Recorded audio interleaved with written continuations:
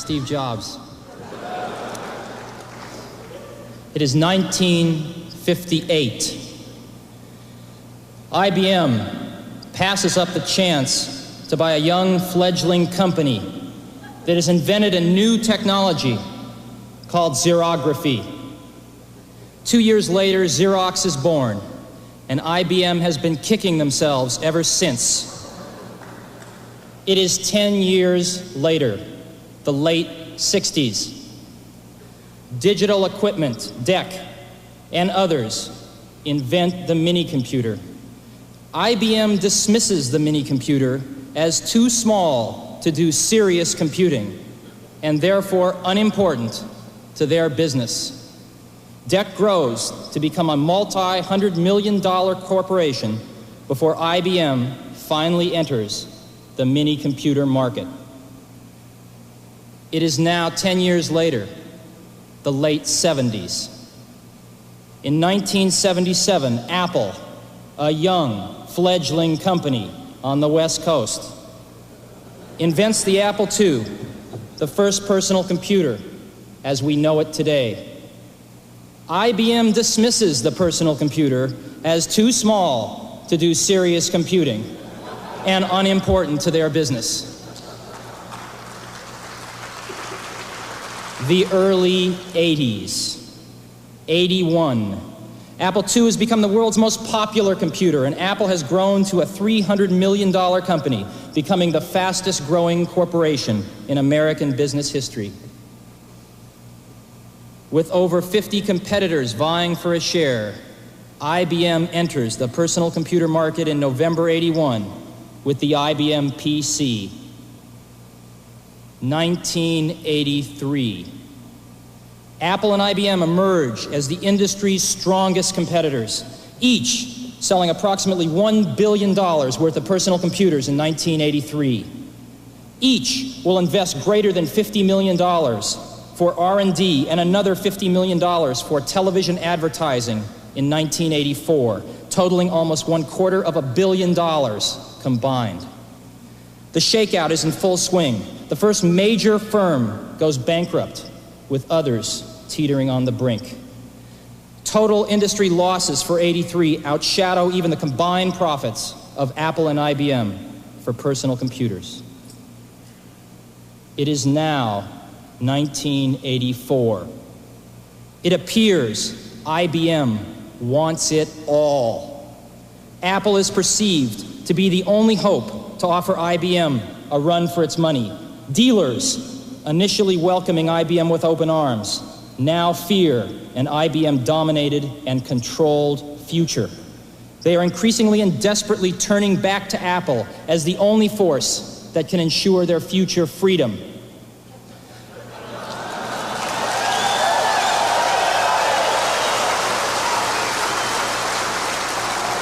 IBM wants it all and is aiming its guns on its last obstacle to industry control, Apple. Will Big Blue dominate the entire computer industry? The entire information age? Was George Orwell right about 1984?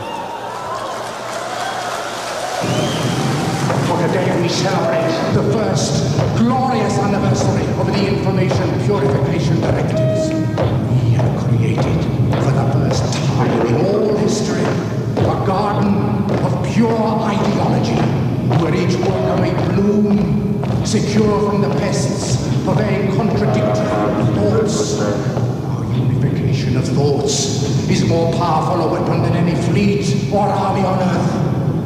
We are one people, with one will, one resolve, one cause. Our enemies shall talk themselves to death, and we will bury them with their own confusion. We shall prevail. On January 24th, Apple Computer will introduce Macintosh. And you'll see why 1984 won't be like 1984.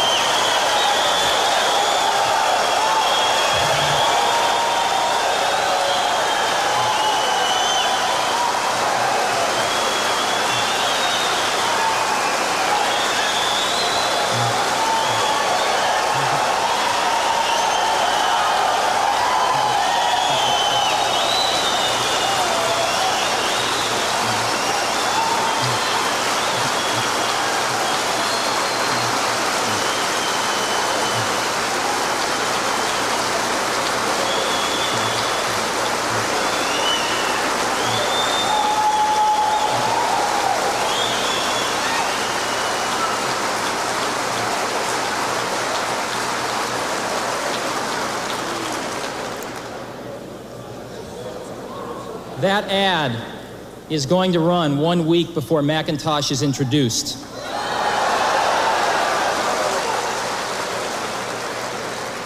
And our ad agency that put it together is here today. Shiat Day, Jay Shiat's here. The principal, Lee Clow and Steve Hayden, that wrote the copy and did the creative, are also here. You might, I guess they just heard what you thought.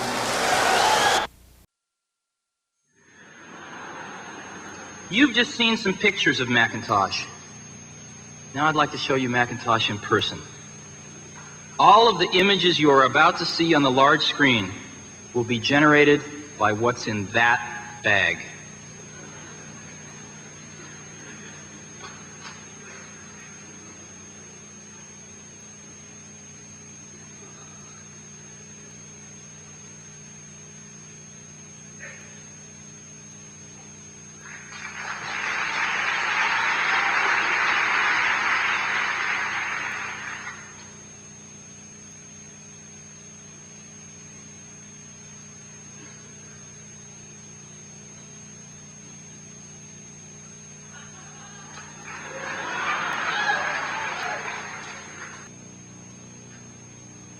Hello, I am Macintosh.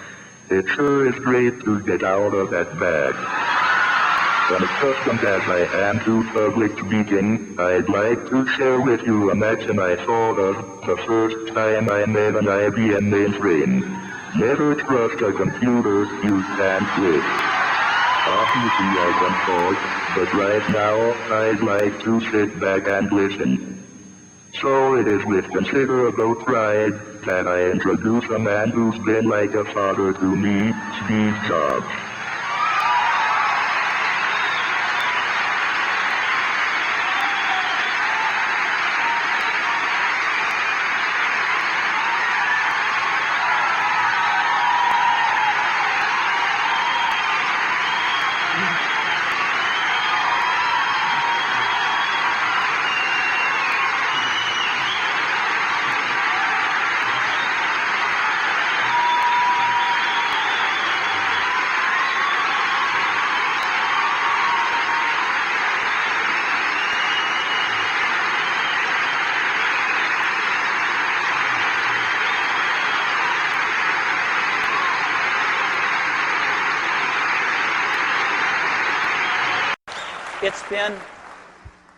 It's been 10 months since a new management team took over at Apple.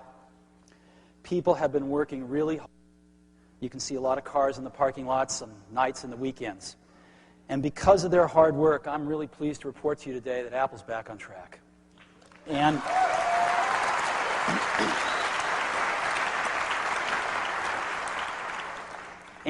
because of this, with the foundation this gives us, we're going to announce some great new products today.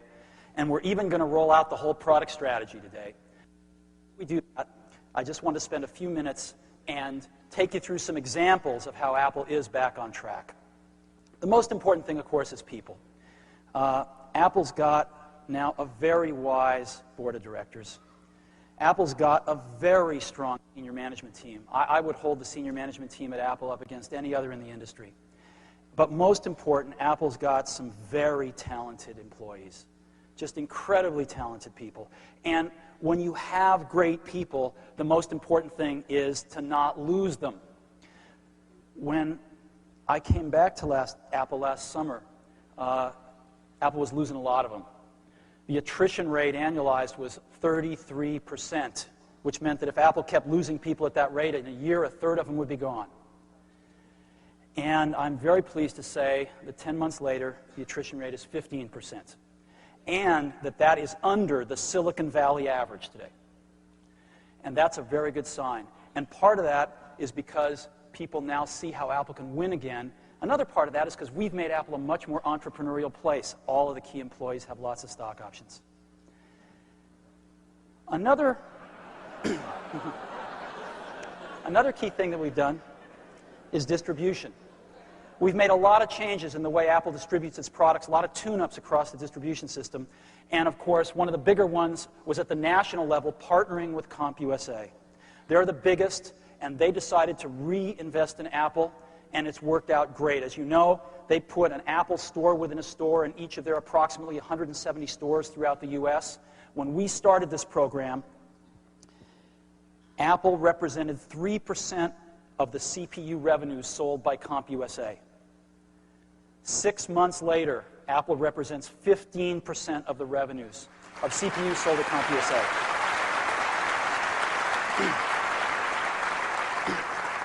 Another area that we can gauge to see Apple's health is the internet, apple.com. How many people are interested in Apple? Now, we've got over 20 million active customers. They might be interested in coming to our website. We have tons of prospective customers who might be interested, a lot of suppliers, a lot of software developers, a lot of competitors. And so this taken together can give us a general thermometer of what is the interest level of people about Apple. And we've invested a lot into the website and a lot into the award-winning Apple Store, which is the gold standard of e-commerce now on the web. And a year ago, we had 1 million hits per day. Now, the average visitor clicks about 5 to 10 times, so that's 100 to 200,000 visitors per day. Today, 9, 10 months later, we have 10 million hits a day on the website. That's 1 to 2 million visitors a day coming to the Apple website. And they're coming because they're interested in Apple. Growth. The quarter that ended December, IDC reported that Apple had a 3.4% market share. The quarter that ended in March, we actually grew our market share 15% to 4%. Now, we're not thrilled with 4% market share, but if we can grow our market share 15% every quarter, we will see it going in the right direction, which it is now. And I think we expect it to rise quite a bit more based on some of the things you're going to see here today, but it is now going in the right direction again. And finance. We have some pretty ambitious plans. We want to develop a lot of great products. We want to market them. It takes money. And our customers need to know that Apple's going to be here 10 years from now. Well, we were able to turn the company around to profitability. The first quarter, the management team was in place. And the quarter ending December, Apple turned a profit of $47 million. The last quarter, we turned a profit of $55 million. So the company has made over $100 million in the last 6 months in a very turbulent time in the industry when other companies are breaking even or even losing money. And I think that's a great accomplishment for the company. In addition to that, the company is growing cash. We increased the cash to $1.6 billion by adding $100 million in the quarter that ended December. And for the last quarter that ended at the end of March, $200 million more was put in the bank. This is really important. And lastly, last July, if you took the number of shares outstanding and you multiplied it by the stock price, the company was worth $1.8 billion. We've added $2 billion to the worth of the company since then, and I think it's just getting going. So these are some indications about how Apple is back on. So we went back to Business School 101, and we said, what do our customers want in our products? What kind of products do they want? And they wanted two fundamental kinds of products. They wanted consumer products, and they wanted pro products. Our design and publishing customers primarily wanted the pro products. Our education customers primarily wanted the consumer products. But they also wanted two different kinds of each one, desktop and portable.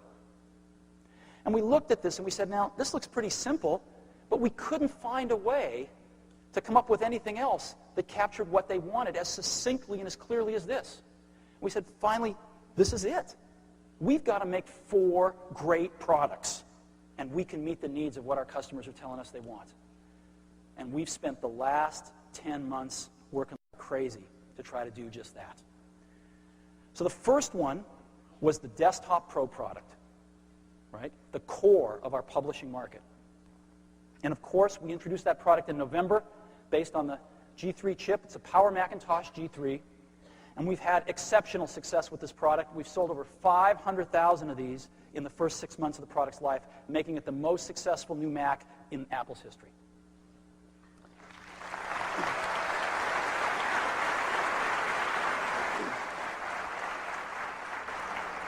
The team did a superb job on this product. It's based, of course, on the PowerPC G3 chip, which is a screamer. Now, its competitor, of course, is the Pentium 2. And what is remarkable, what's hard to fathom but true here, is that for a given clock rate, a PowerPC chip is twice as fast as a Pentium 2 chip. In other words, a 266 megahertz G3 is twice as fast as a 266 Pentium 2. Or a 266 G3 is equal to about a 500 megahertz Pentium 2. Of course, you can't even make one of those, but if you could, that's what it would be equal to.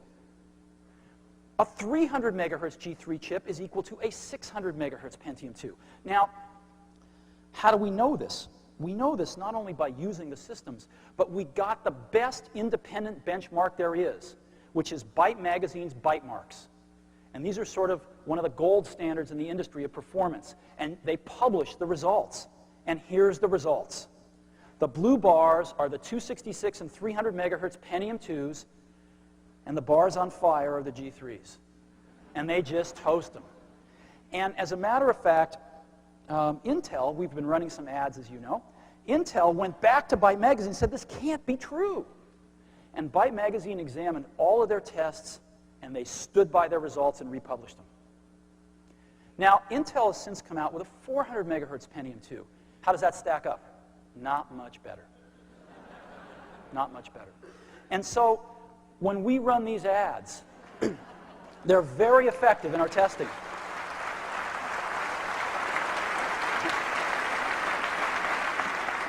And they're effective because they're true. We are extremely happy today to introduce a totally new PowerBook G3. This thing has been redesigned from the processor to the keycaps, and it is going to set the new gold standard for portables out there. It is hot. It's also very beautiful. This is a side profile here, and this is what it looks like from the back. The back of this thing even is gorgeous. And, oh, one other thing. It eats Pentium notebooks for lunch, too. And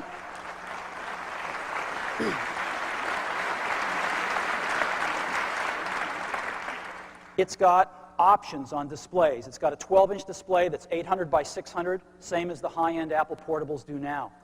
But it goes further. For the first time in Apple portables, it goes beyond 12-inch displays to a 13-inch 1024 by 768 display, and that same resolution in a 14-inch display. 12, 13, and 14.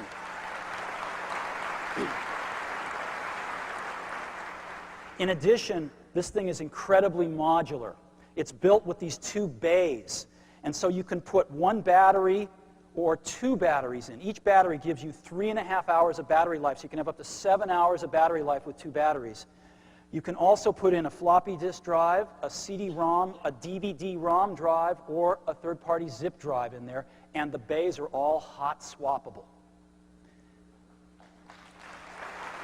The batteries are designed with a special feature. Just push a little button. It tells you exactly the state of the battery, whether it's in or out of the computer, and it's got the best keyboard of any portable we know of out there.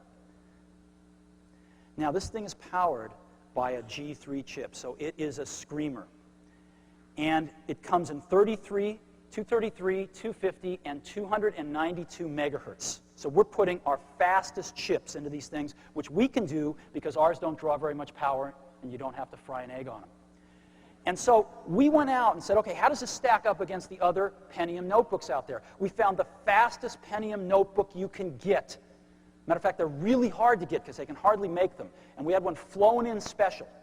This is the latest, greatest one, a 266 megahertz P2.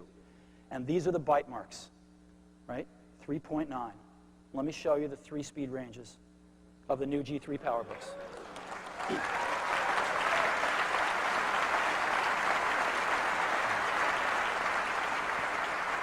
So I'd like to invite Phil Schiller, our Vice President of Worldwide Product Marketing, on the stage to help me with some demos.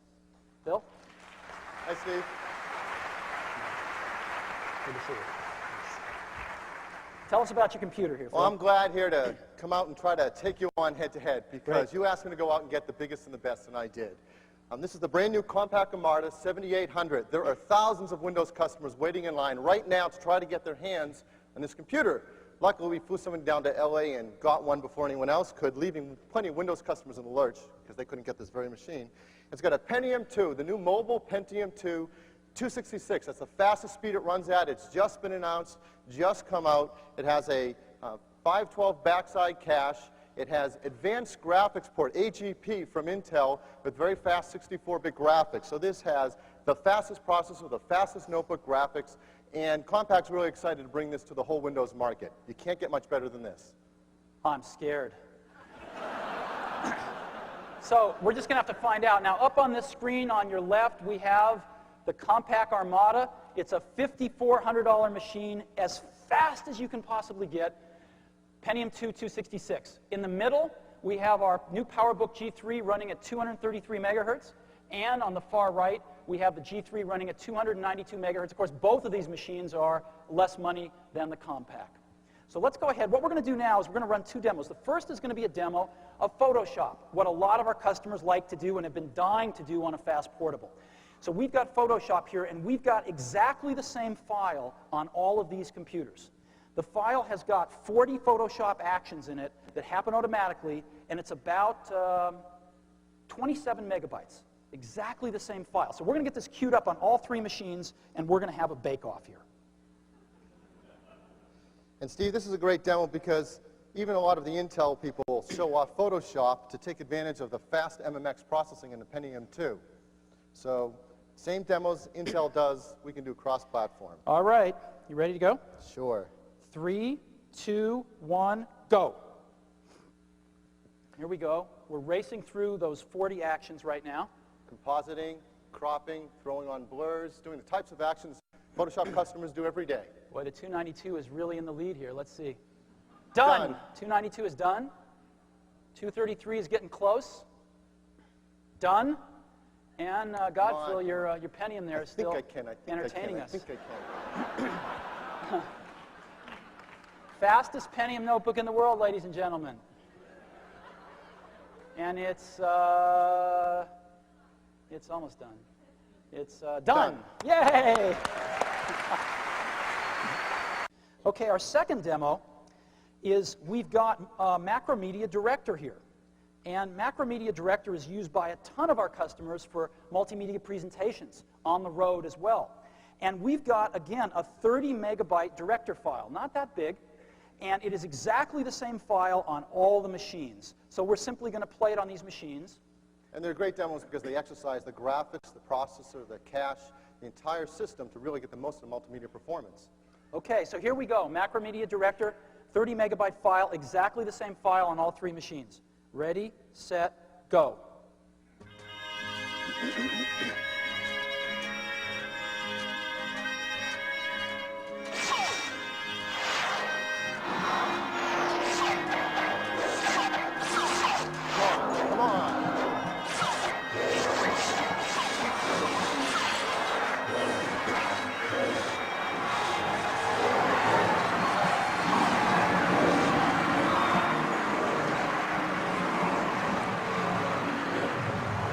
Done.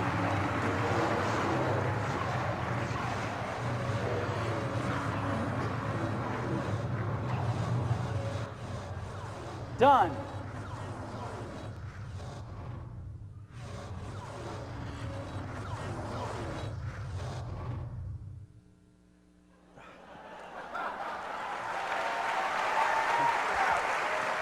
Thank you. Well, today, I'm incredibly pleased to introduce iMac, our consumer product. And iMac comes from the marriage of the excitement of the internet with the simplicity of Macintosh. Even though this is a full-blooded Macintosh, we are targeting this for the #1 use that consumers tell us they want a computer for, which is to get on the internet, simply and fast. And that's what this product is targeted for. I also mean some other things to us. We are a personal computer company, and although this product is born to network, it also is a beautiful standalone product. We're targeting it also for education. They want to buy these. And it's perfect for most of the things they do in instruction. It's perfect for finding tremendous source of information over the internet. And we hope, as you see the product, it will inspire us all to make even better products in the future. So we think iMac's going to be a really big deal. Now, what should it be? Well, we went out and we looked at all of the consumer products out there. is a picture of one of the better ones. And we noticed some things about them pretty much universally. The first is they're really slow. They're very slow. They're all using last year's processor. Very, very slow. Second is they've all got pretty crummy displays on them. They're generally 13-inch, a few 14-inch, and the quality of them is very poor. Apple designs all its own displays, so we're used to something much better, but these are pretty bad. Likely no networking on them. Some have it, most don't. Old generation I/O devices. And what that means is they're lower performance and they're harder to use, and most of them aren't, so plug and play. And these things are ugly. So,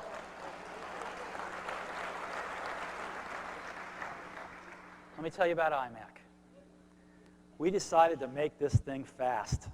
So we decided to put in a G3 processor running at 233 megahertz. We debated this quite a bit because there were cheaper, slower things we could have used, and we said, no, this has got to be the computer that we want on our desk too. A G3 running at 233, and we didn't forget the cache. It's got a 0.5 megabyte L2 backside cache, and this thing screams, as you'll see in a minute. On displays, we said, what is the largest display that you'd ever want in one of these in a consumer computer? And the answer to us was a 15-inch display running at 1024 by 768. Let's go ahead and build in the best in every product. And let's have our display engineers engineer it, and it's gorgeous. It is an Apple quality display that we are very proud of. Let's go ahead and put a lot of memory in this thing. 32 megabytes standard. It's expandable to 128. 4 gigabyte disk drive, 24x CD-ROM. And let's build in a lot of communications. This thing's got 100 megabit Ethernet as standard. Now why? Because a lot of our education customers want to put these high-speed networks in, and because we're seeing it in homes. Approximately 10% of the homes in Silicon Valley now have Class 5 wiring in them. We're starting to see lots of home networks emerging. A fast modem and also 4 megabit infrared built in. You want to beam your digital photographs in from your digital camera, built into every product. We are going to the new generation of I/O. 12 megabit universal serial bus, 2 ports. We're leaving the old Apple I/O behind. Stereo surround sound built into every product, and a great, great keyboard and mouse. Now, this is what they look like today. And I would like to take the privilege of showing you what they're going to look like from today on. This is iMac.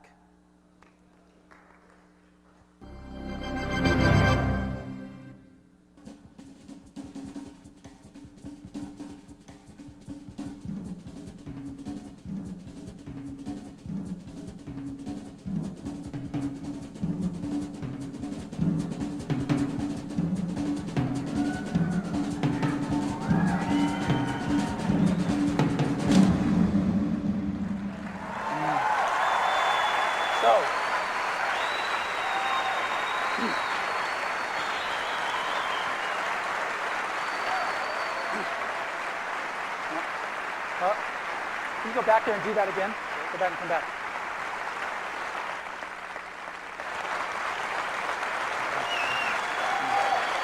Thank you.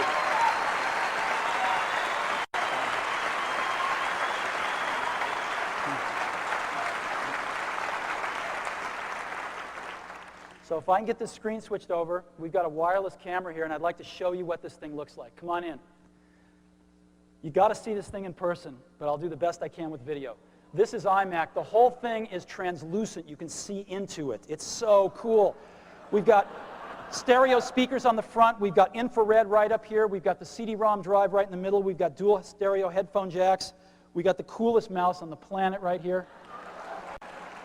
Come on around. All of the connectors are inside one beautiful little door here, the Ethernet, the USB stuff. Around the back, we've got a really great handle here. The back of this thing looks better than the front of the other guys, by the way. And then around the side. So let's take one more swing around it so you can see. This is what it looks like. And again, you've got to see one of these things in person. Great.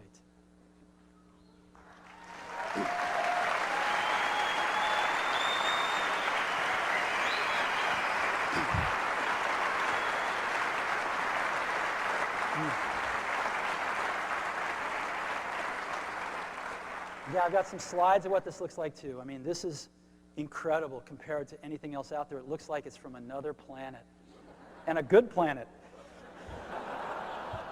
A planet with better designers. Look at this keyboard. It's so nice. 2 universal serial bus connectors on either side, so you can plug the mouse into whichever one you want, whether you're right or left-handed, and you have the other one for peripherals. Look at this mouse. It's the most wonderful mouse you've ever used. Tell us about your computer, Phil. Well, as Steve mentioned, we went out and got the hot new compact Presario 4540, and it does have an AMD K6 233 megahertz MMX optimized processor with a 256K pipeline cache on it. In fact, Compaq advertises this as a third faster than most all other 233 megahertz products. And of course, we have a 233 megahertz product too, and we'll see if it is a third faster. But this is the best thing you can buy in this class of products, and customers are just eating them up. Well, great. Well, I have an iMac. And so why don't we put them through their paces? So let's take that same Director demo again, Director 6.0, and let's get these machines ready to go, and we'll see which one's faster. Now, over on the left, again, we've got the Compaq with the K6 233 in it, the most popular and fastest consumer computer out there. And on the right, we have iMac. Well, I'm ready for you, sir. All right. 3, 2, 1, go. Come on.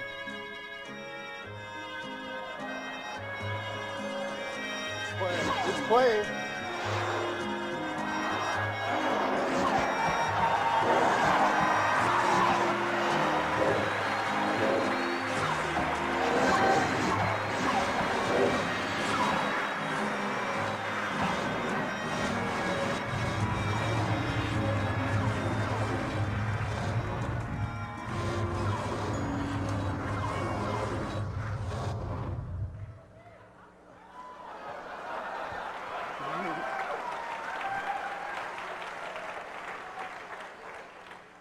Do you want to put it out of its misery or let it go?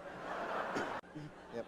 And I got the fastest consumer product you can buy at any price. It's the brand new Pentium 2 400 megahertz MMX processor in the Compaq Presario 4880. And over $2,500, that's without networking. There's no networking that comes with it, and that's without the monitor before you add that. So when you add those things, it's over $3,000. And this thing has a 100 megahertz memory bus, a half a mega pipeline cache, 2x accelerated graphics port graphics, so it doesn't get any bigger or badder than this. Well, I have an iMac.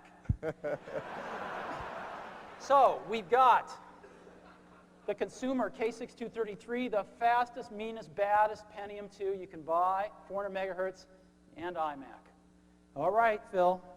3, 2, 1, go.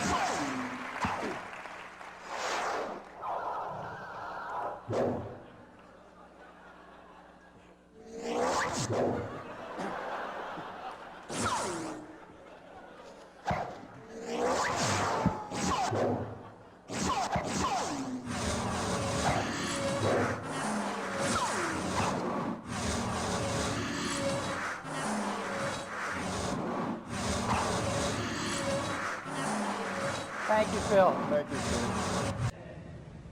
But there's one more thing.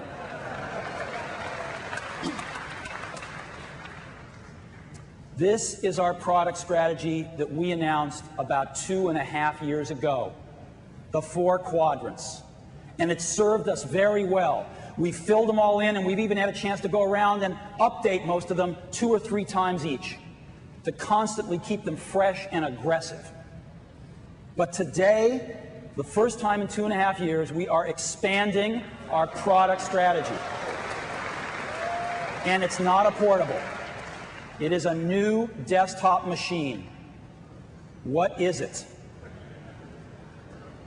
We are combining the power of the Power Mac G4, the awesome power of this machine, with the desktop elegance, the silence, and the miniaturization that we learned from doing the iMacs to make a whole new class of machine.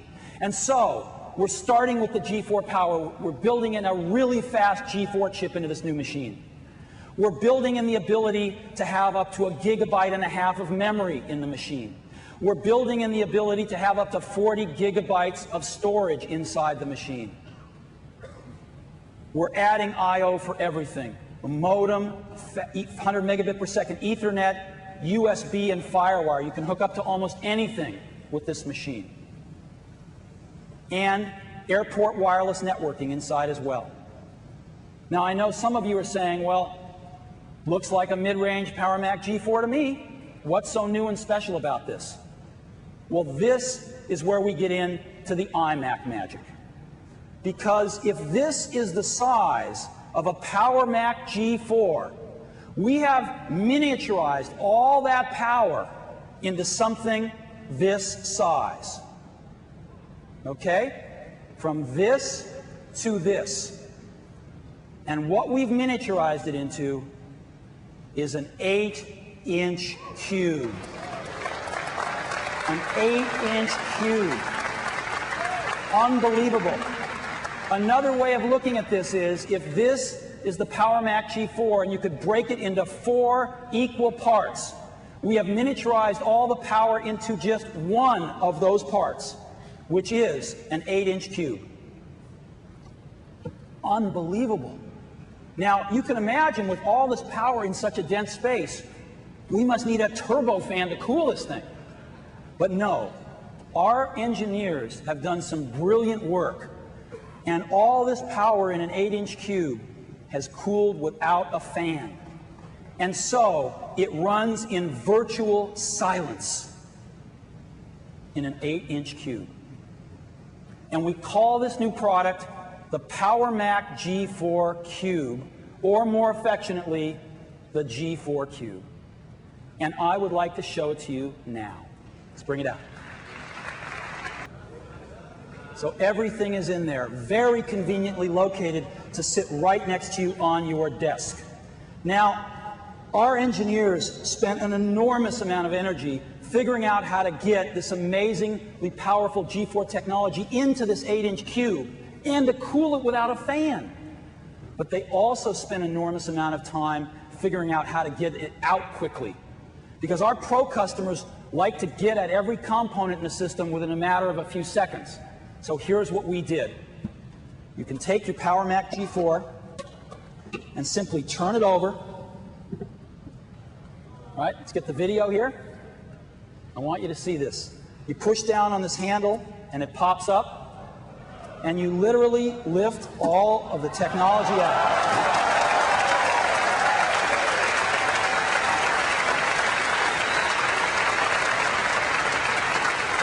You have access.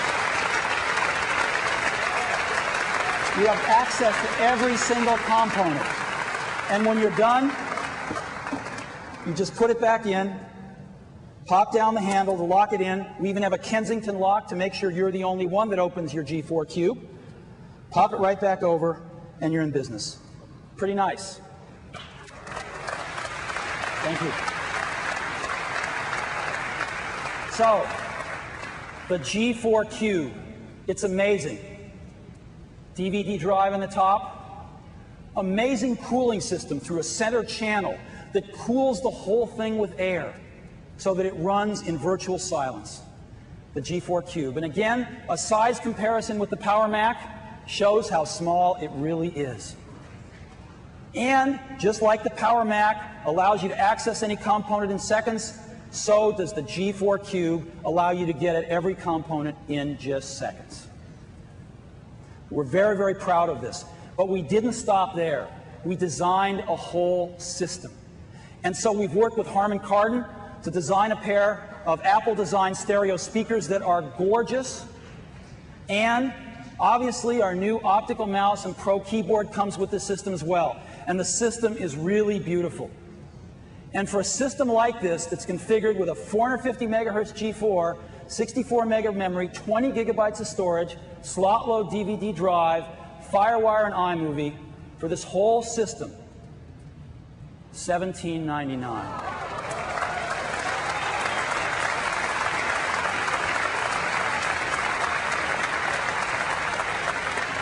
And we have a second model that features a 500 megahertz G4 processor, 128 megabytes of memory, 30 gigs of hard storage, DVD-ROM, FireWire, iMovie, maybe the ultimate iMovie machine. And it's available for $22.99, and this is an Apple Online Store exclusive. So you can just go to the Apple Online Store and order this. All models are available in early August, just a few weeks away. Power Mac G4 Cube. We are so proud of this thing. So I got one last thing. I got back to Apple along with several other people 2.5 years ago. What we found was a great company that needed a little bit of help, a lot of incredibly talented people. And as a matter of fact, while I'm on that, I would like all the folks from Apple that have been working on OS X and have been working on our internet stuff to stand up right now. And I'd like to give them a hand.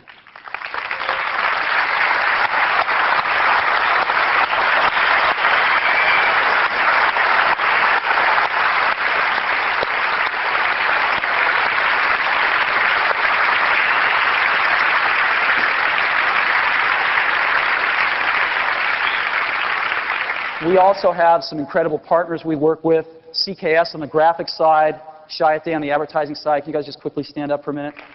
Thank you.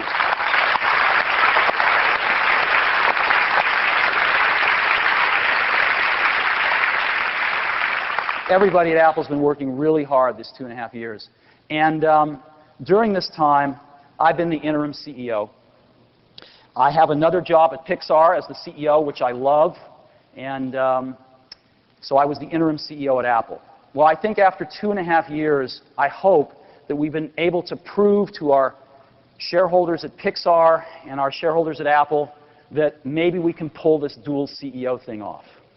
And so I'm not going to be changing any of my duties at either Pixar or Apple, but I'm pleased to announce today that I'm going to drop the interim title.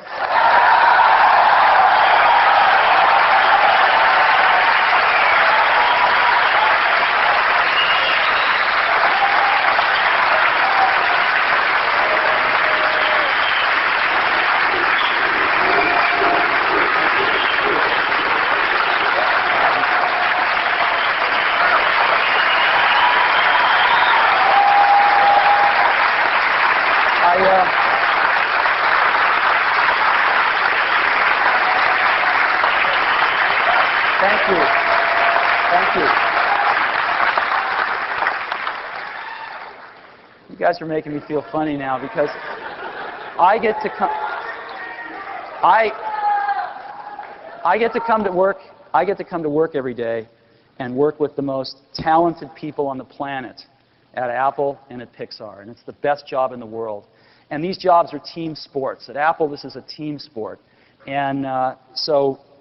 You know, I accept your thanks on behalf of everybody at Apple because we've all been working really hard. Now, somebody once called me the iCEO about a year ago, and I like that. So I'm going to choose that as my title, if it's okay with you, to remind myself of what's really important, which is, of course, the internet. So I'm very happy about this. I'm sorry to have kept you here for so long this morning, but we had so much great stuff to tell you. Thank you very, very much.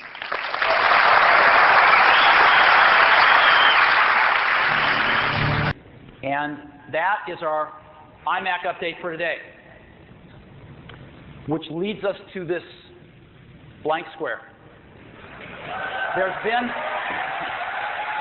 There's been a lot of speculation about this, a lot of rumors, and I get to end them today. We're going to introduce our consumer portable machine. So we've been working really hard on it, and I hope you like it. So we went to our customers. We went to our consumer and education customers and said, what do you want in a portable? What precisely is it that you want? And we listened very carefully. And when you added it all up, what they wanted was an iMac to go. They loved iMac, and they wanted an iMac to go. Could we make an awesome iMac to go? And we have done that, we hope. So first of all, what are we going to call it, just so we have a name to refer it by? Well, as you know, we tend to start our consumer products with the prefix I, and our pro products with the prefix power. And we tend to end our desktops with Mac, and we tend to end our portables with book. So since we're such logical folk, iBook is the name of this product.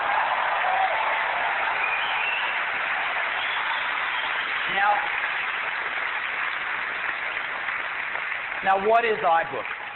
Well, as you know, we care a great deal about displays, and displays are never more important than they are in a portable. The display is your window onto your software applications, and it's your window into the internet. And a lot of portables, especially the consumer portables out there, have really poor displays. We want to set the bar even higher. We're putting in a 12.1-inch full TFT display. It's a gorgeous display that is great for not only still images, but moving images and video. And that's a full 800 by 600 resolution with millions of colors.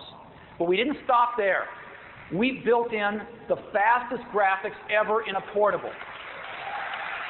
Faster graphics than you can get in any Wintel portable at any price. Secondly, we've built in a 300 megahertz G3 processor. This thing is really, really fast. It's a rocket ship. As a matter of fact, this thing is the second fastest portable in the world. It is faster than any Wintel portable at any price, and it is second only to our venerable PowerBook. Third thing, we built in a CD-ROM because our customers want to be able to load applications in very easily, and our developers want to be able to sell applications very easily. 32 megabytes of memory, expandable to 160 megabytes, 3.2 gig hard drive. We built in a full complement of communications to this thing, a 56K modem in every single unit, USB in every single unit, and 10100 Ethernet in every single unit, which is unheard of in the consumer marketplace. And we built in a full-size keyboard. If you've ever tried to type on one of these dinky little keyboards, you know how valuable this is. And then we get the battery life. With all of these features, with this 300 megahertz G3 processor, with this gorgeous 12-inch screen, we still wanted groundbreaking battery life. We wanted battery life so good you'd never have to buy a second battery. You don't have to bring your charger to school all day long or carry your charger a lot of places that you've had to in the past. And our engineering team has really come through on this. With these incredible features, 12-inch screen, super fast processor, all this communications, we have achieved 6-hour battery life on this product. So you've got an all-day battery life product now that you don't have to take the charger with you during the day. And that's what we were shooting for. So that's iBook. And what I'd love to do is show it to you right now.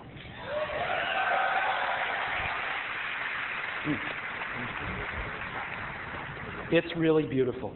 This is what it looks like. Okay? That's what it is. And it's got some beautiful features on it. First of all,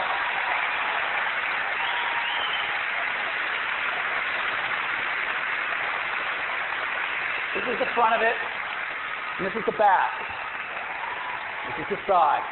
Now, this is made incredibly durably. This is polycarbonate plastic, the stuff they make bulletproof vests out of.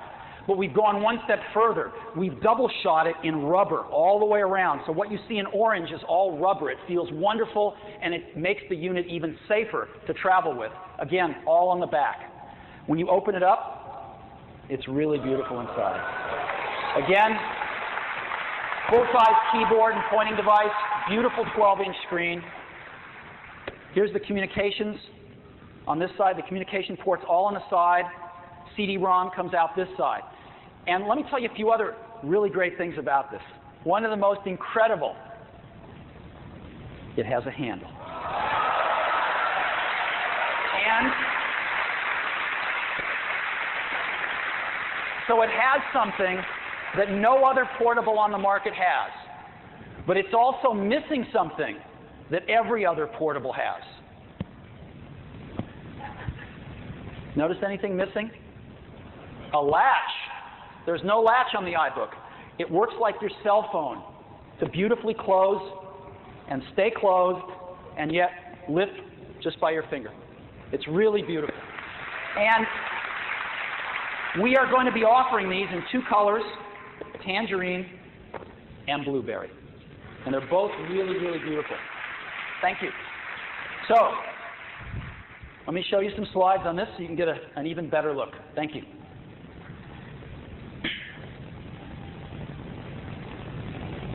Now,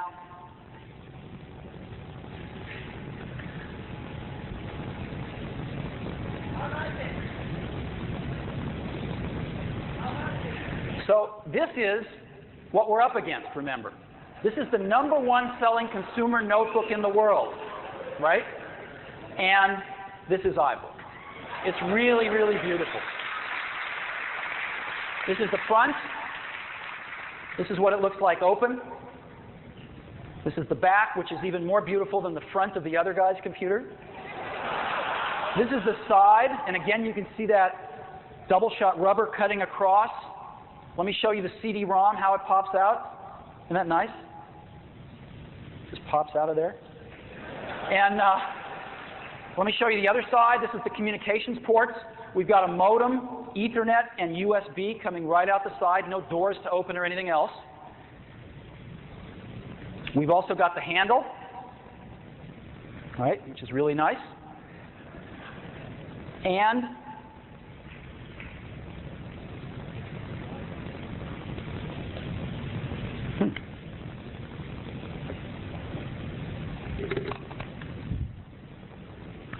this is the charger. It's really beautiful. It's this little round thing. You know how you have to wind the cable around the brick now? Not anymore. This thing has a cable wrap built right in it. It's really beautiful.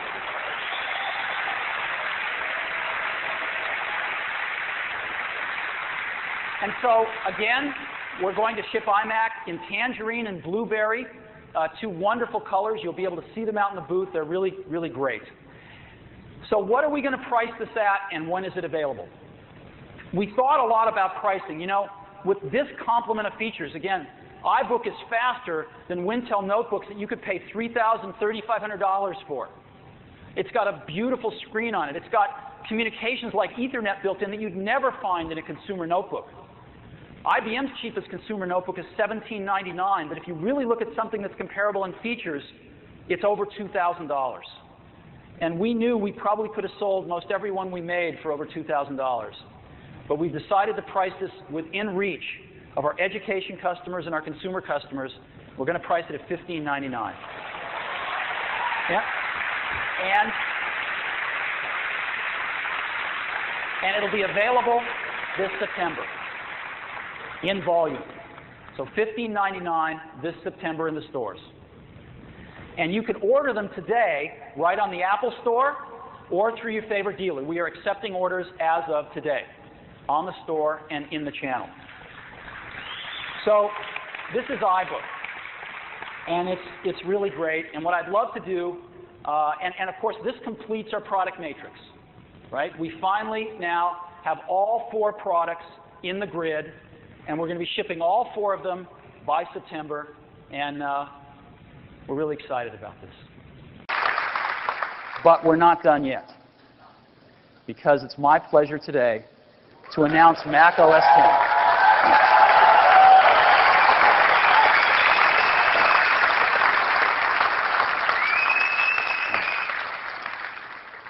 This is, I hope, also going to blow you away.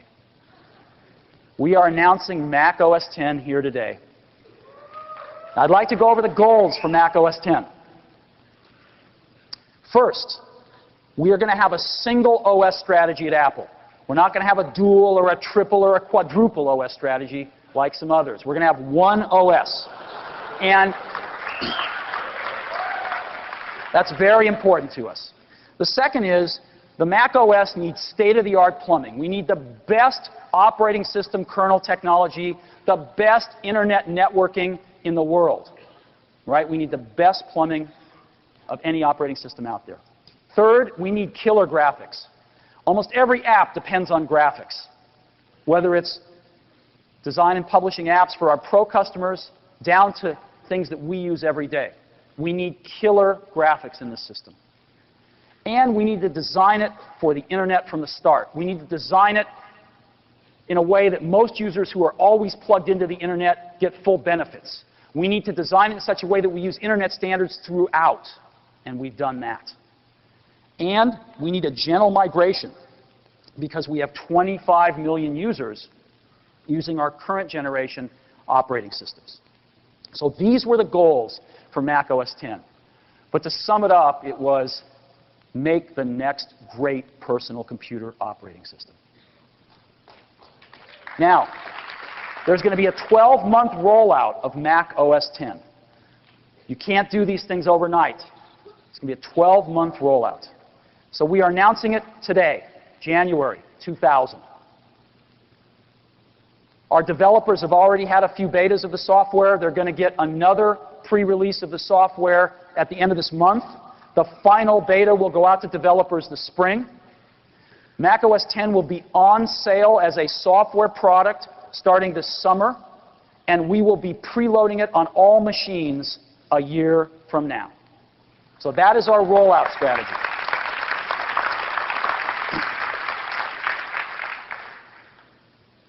Now I'd like to go through the architecture of Mac OS X with you. To start off with, we need a kernel. And that kernel we call Darwin. Darwin's amazing. It's a super modern kernel. And it's got protected memory, preemptive multitasking, modern networking, all the things you'd expect, done in a very elegant way. And it's very Linux-like, very much so. It's got free BSD Unix, which is the same as Linux. So it looks almost the same to developers. It's got a mock microkernel, and it's completely open source. You can go to Apple's website today and download it, as 75,000 people already have. It's completely open source, and we're getting a lot of help from the Mac community to make it better and better and better. So we're extremely excited about Darwin. The next layer on top of Darwin is killer graphics. We've got three components. Our 2D, which is Quartz, our 3D, which is OpenGL, and our media layer, which is QuickTime. And they're all seamlessly integrated right into the operating system. So let's take a look at Quartz. Quartz is PDF-based. What does that mean? You know when you go to the web and you see PDF documents, and you read them with Acrobat, this great technology invented by Adobe? Well, that technology is now at the core of Mac OS X's graphics. So you can image PDFs instantly. We have on-the-fly PDF rendering, anti-aliasing, and compositing, which will blow you away, built at the core of the OS. So now all applications get this for free. And we have built-in transparency into the model. And I'll show you that in a few minutes.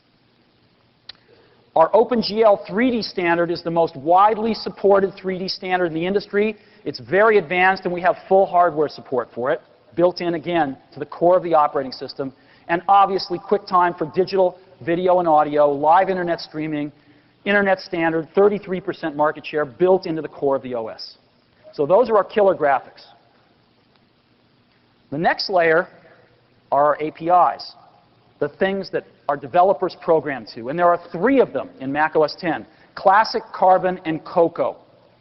Classic, and the reason for this is to provide a gentle migration for people from the left to the right over time. Mac OS 9. Classic runs Mac OS 9 apps as is, without modification.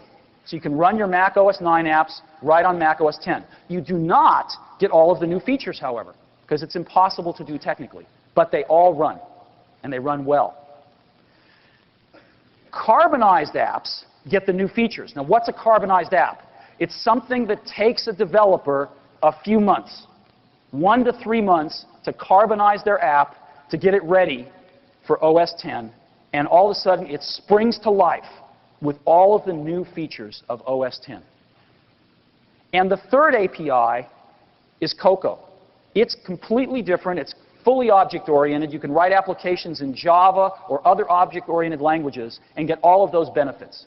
So developers can choose any one of these they want. They can run the existing apps in Classic. They can spend a very short amount of time carbonizing their app to get all the new features, which we think everybody will. Or for new applications, they can write them in Cocoa and get all of the benefits of Apple's incredibly advanced object-oriented technology. So that is the API layer. So this is the architecture. Except there's one more thing. The one more thing is we have been secretly, for the last 18 months, designing a completely new user interface. And that new user interface builds on Apple's legacy and carries it into the next century. And we call that new user interface Aqua, because it's liquid. One of the design goals was when you saw it, you wanted to lick it. And so we call it Aqua, and this is the architecture for Mac OS X. And we are incredibly, incredibly excited and pleased with how this has turned out. Now, when we talk about user interfaces, let me show you. This is it. No.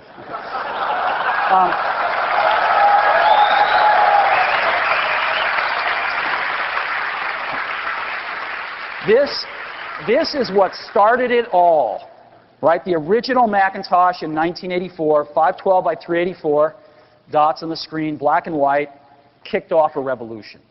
And we saw others follow in the late 80s. This is Windows 3.1 in the late 80s. And Apple followed up in the mid-90s with the current user interface called Platinum, still the best thing out there. And then this is Windows 98, which obviously came out in 98.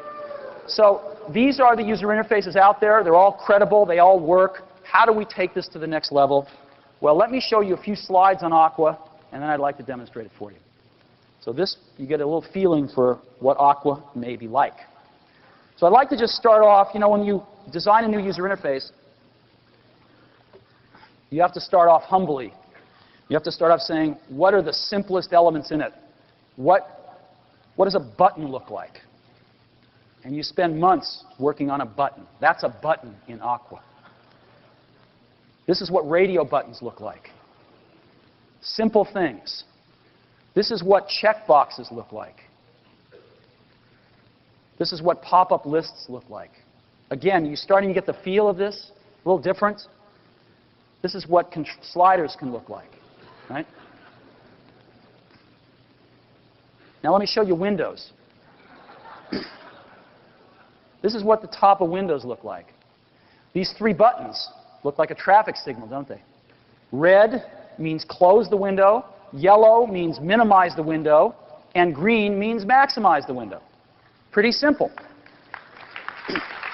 And tremendous fit and finish in this operating system. When you roll over these things, you get those. You see them? You know? And when you are no longer the key window, you know, they go transparent. Right? So a lot of fit and finish in this. In addition to the fit and finish, we paid a lot of attention to dynamics. Not only how do things look, but how do they move? How do they behave? And our goal in this user interface was twofold. One, we wanted to give a much more powerful user interface to our pro customers. But two, at the very same time, we wanted to make this the dream user interface for somebody who's never even touched a computer before. And that's really hard to do. It's like when we do films at Pixar. It's really easy. It's a lot easier to make a film that appeals to 5-year-olds and under. But it's very difficult to make one film that 5-year-olds love and that their parents also love. And that was the goal of this user interface, to make it span the range so that our people turning on their iMac for the first time were enchanted with it and it was super easy to use. And yet our pro customers also felt my God, this takes me to places I thought I could never get to. And that's what we tried to do. We also have proxies built right in, so when you want to drag a document off, you can just drag this little proxy off very nicely. And these are what scroll bars look like. Right? So, let me go ahead and show this to you. If everything works,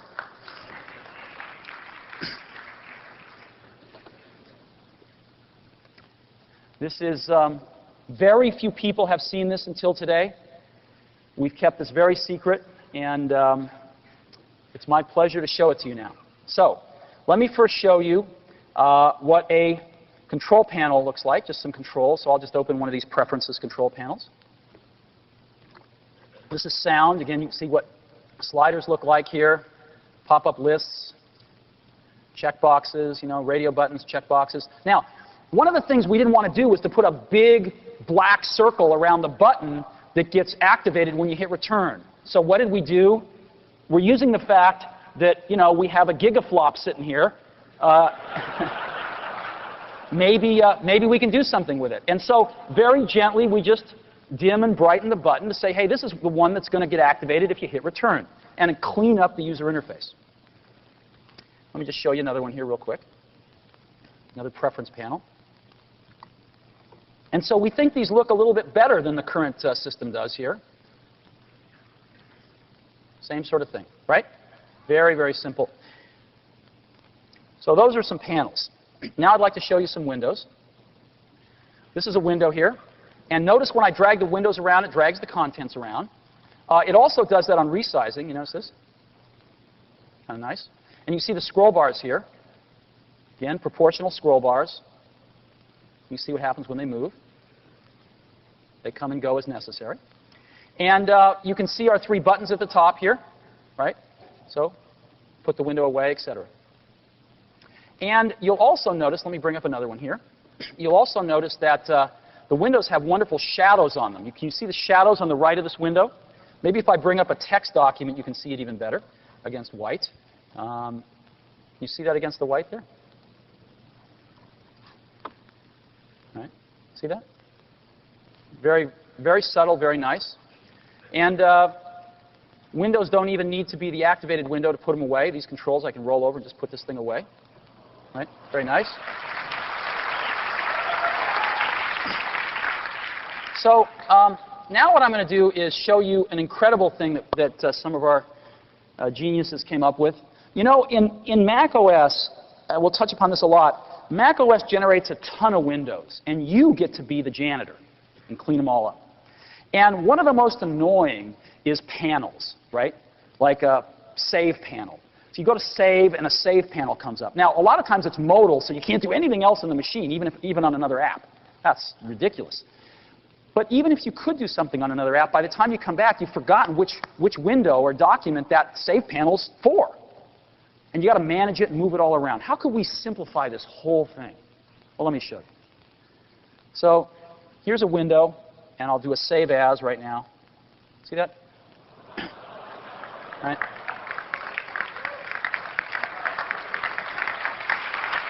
Simple.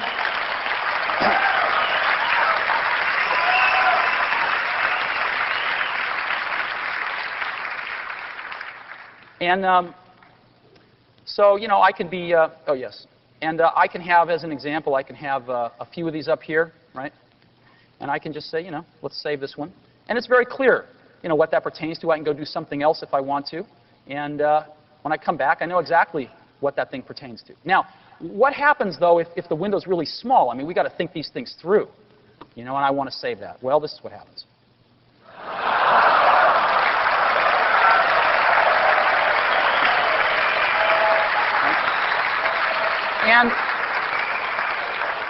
And what happens now? What happens if this thing's up against the side and I hit save as? Well, that's what happens. Just puts it back when you're done. Now, let me show you something else that's cool. You'll notice that the save panel looks a little different than you've seen before. It actually is very simple. You might be able to understand it.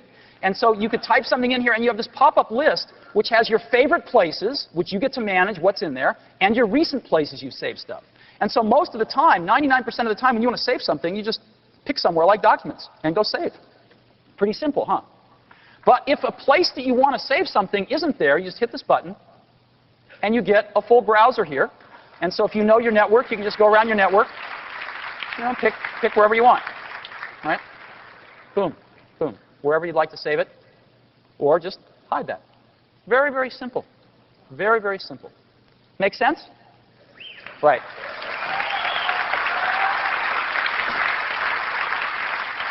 Okay. We're just getting started. Next, all of what you've seen now is possible because of the killer graphics that are built right into Mac OS X. And these killer graphics are extraordinary. And what I'd like to do now is demonstrate Quartz to you, just some of the features of Quartz. First of all, again, Quartz is totally PDF-based. And so what I can do is I can go get some things here. Let's go to the Finder. Let's go to Documents. And down here I've got some things from Toy Story here. Hey, by the way, how many of you saw Toy Story 2?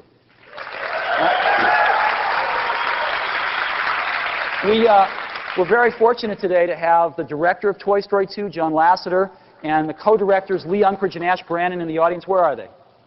Where are you? Stand up, guys. Where are you? Yes.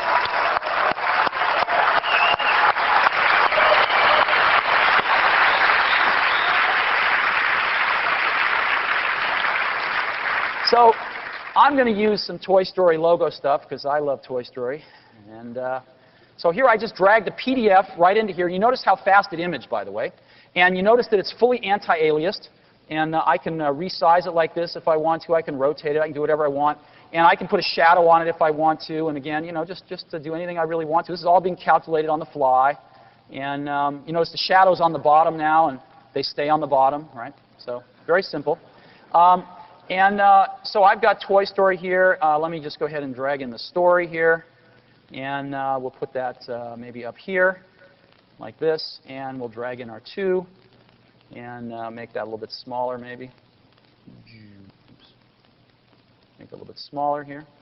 And now, let me just show you something. Let me take story here, and I'll go ahead and put shadows and everything, because it makes it harder, actually. And let me go ahead and show you transparency. This is what transparency is. See that? So we can do any partial transparency all throughout the system so easily. Now, every app can do this. It gets it for free. Let me go ahead and drag in a photograph as an example. Now, what does every kid in the country have on their minds? Right? Isn't that great?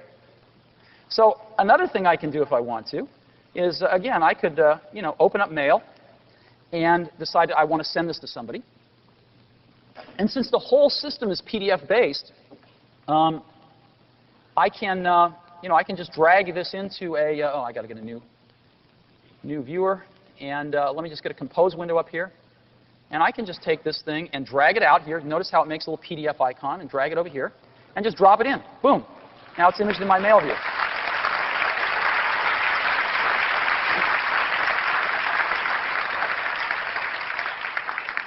Okay, so that's what we're doing with PDF. And it's system-wide, these incredibly killer graphics system-wide. So now I'd like to show you one of the coolest things about Mac OS X. When Apple shipped the original Macintosh, it introduced to the market an organizing principle called the desktop, to organize your work, to keep track of things. And as computers got more complicated, i.e. you could work on many things at once, we have internet connections and email coming in and out and stuff, there has never been an enhancement of that organizing principle that worked really well to help you manage all these things you're doing at once. And we have come up with something really great for Mac OS X, and it's called the dock. And I'd like to show it to you now.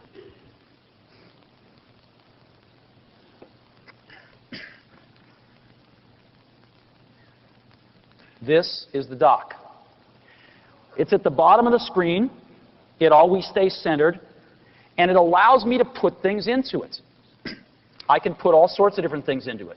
How do I put things into it? Well, I can drag things into it. But let me show you a much cooler way to get things into it. I've got these 3 buttons up here. One closes the window, the other maximizes it, the third minimizes it, the middle one. Where does it go when a window minimizes? Well, it goes here.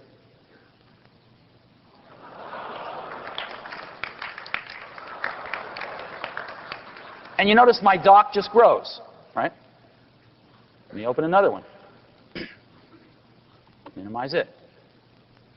And of course, I can move these things around in the dock anywhere I want to, right? Whoops, I didn't want to do that, sorry. And I can just hit them, miniaturize them, boom, boom. Pretty cool, huh? Let me even show, I can slow this down. We built in a special slow-mo mode for the demo here today. Look at this. Isn't that cool?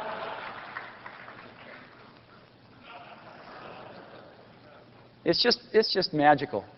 And it shows you exactly where they go. Again, it's that same, we call it the genie effect, that the sheets use when they come out. And I can just play with it all day long, actually. So, let me even show you one other thing here. This is particularly amazing. I'm going to get my Mission Impossible QuickTime movie back up here. And there it is. And so why don't we go ahead and, play some of this. Agent Loki. Let's go ahead and minimize it, huh?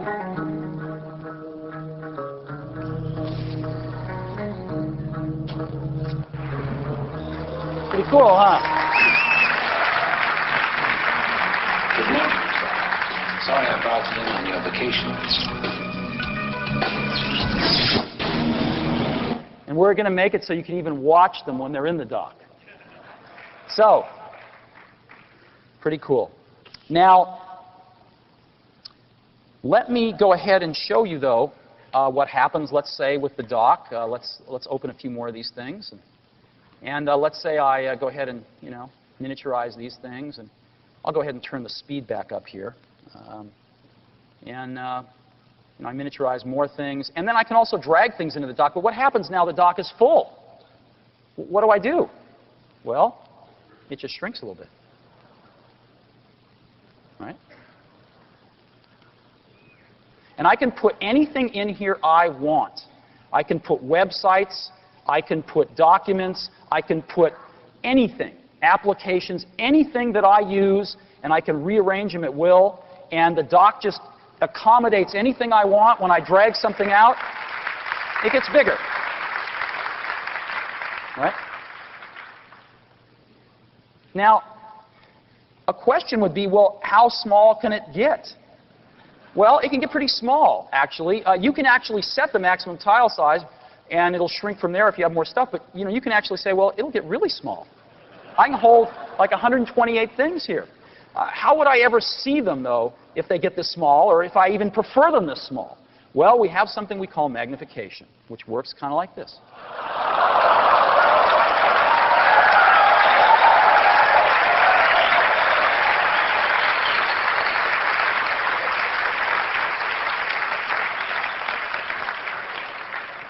Right? And so you can turn magnification on, as large as you want. You just set how big you want them when they magnify, and you can set the maximum tile size. So you can keep them like this and, do anything you want. It's really, really cool. And if you don't like it at all, you can just hide it, and it'll just come up when you go down there.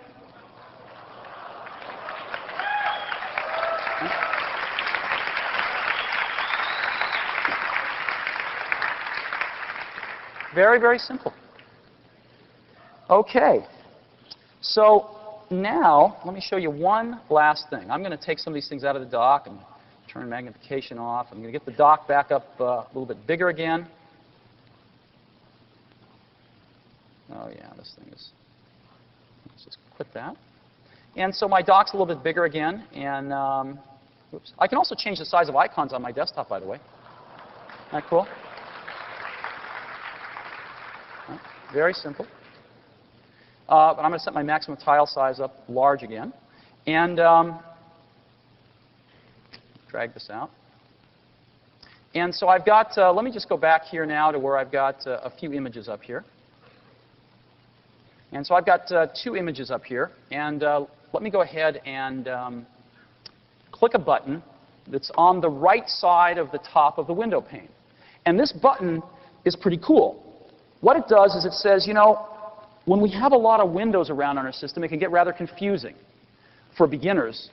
And even for pros, if you're working back and forth between Illustrator and Photoshop, or Photoshop and something else, these things can get very complicated on the screen. What could we do to make life easier for our pro customers and for beginners? We came up with something pretty neat. And you can click it from any window. You can turn it off and on, and it's called single window mode. So you just click this, and every other window on the screen is miniaturized. And when I click another window, boom, they switch places. It's very easy. So let me put this one over here. And I say, boom, I want that one. No, I want that one. No, I really want that one. And let me go ahead and show this to you in slow-mo here. It's kind of fun. Pretty cool, huh? I can even show you some text here. Again, I launched a new app. The other one put itself away. Whoops, there we go. You know?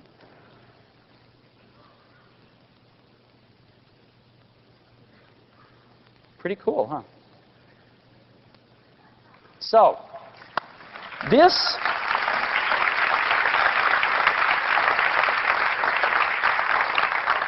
is Mac OS X.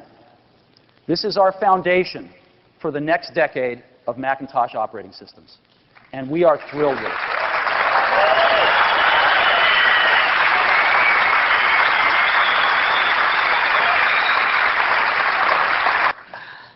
I'm spent. I've never seen anything like this. It's just unbelievable. I'm speechless.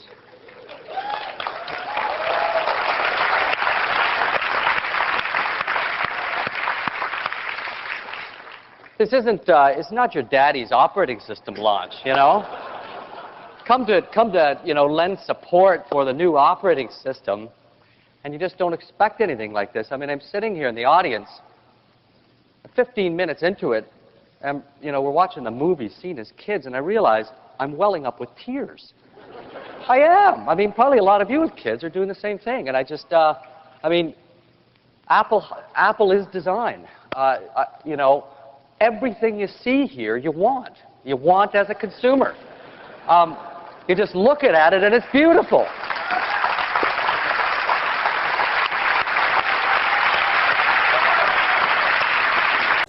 We want to replace even more desktops with notebooks. So how do we do this? What's next? Well, the titanium PowerBook is a milestone product, and it still is, and it's not going away. But we're going to step it up a notch to attract even more people from their desktop to a notebook. And how do we do that? We do that with this. The new 17-inch PowerBook.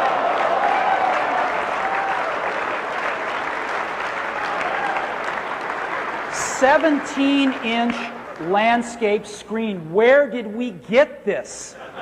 Well, I wonder.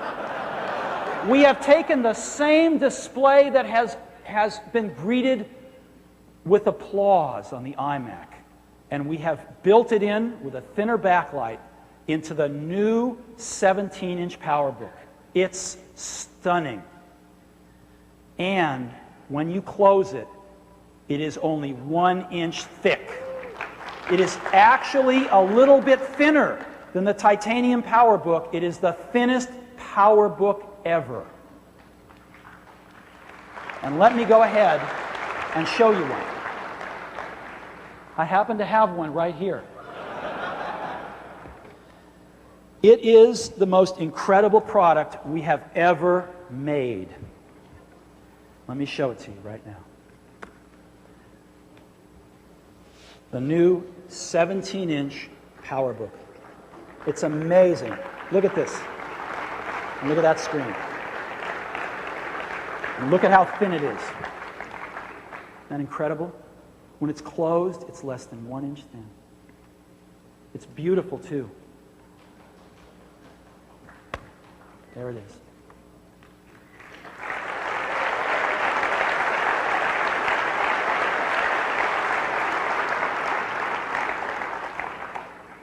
This is clearly the most advanced notebook computer ever made on the planet.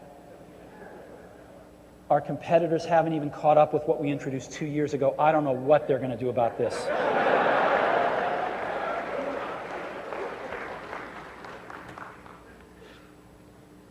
You will be able to see these, touch these, use these in our booth.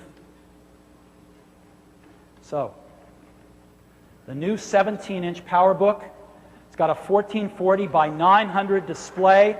Of course, that is widescreen. Apple pioneered widescreen displays on portables. 16 by 10 aspect ratio. It is a stunning display. And look what you can do on a notebook now. You can have your Photoshop images with all of your palettes up. You can be using InDesign not just on one page, but on a spread. Look what you can do with Final Cut Pro or Final Cut Express. Look what you can do with DigiDesign, or in this case, eMagic's Logic. You've got a desktop that's 1 inch thick on the road with you. It's stunning. Let me show you one other industry-first feature that I think you're going to like. The keyboard is the most solid keyboard we've ever shipped. It's beautiful. Let me show you what happens when the lights go down.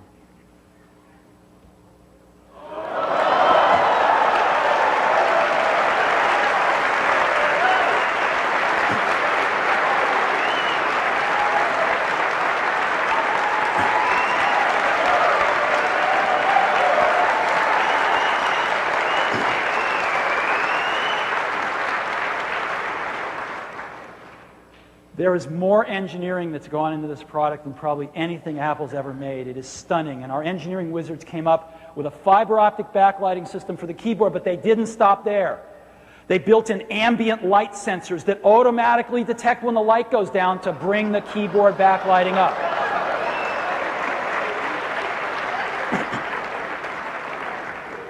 So, all of this, 17-inch display, a lot of glass. Full-featured notebook, only 6.8 pounds. Keep in mind that most of our competitors' 15 and 16-inch portables are 8.5 to 10 pounds. 17-inch, first 17-inch notebook in the world, 6.8 pounds. And we built it out of a new material. After researching everything, the best material to build this out of was an aircraft-grade aluminum alloy. It's beautiful, and it's hard anodized and not painted.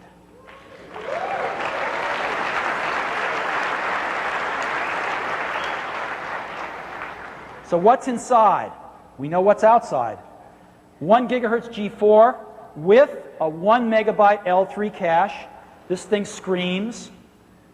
A super drive, slot load, new GeForce 4 440 Go graphics, really fast 3D graphics with 64 megabytes of graphics memory. And now something new. Today we're announcing FireWire 800.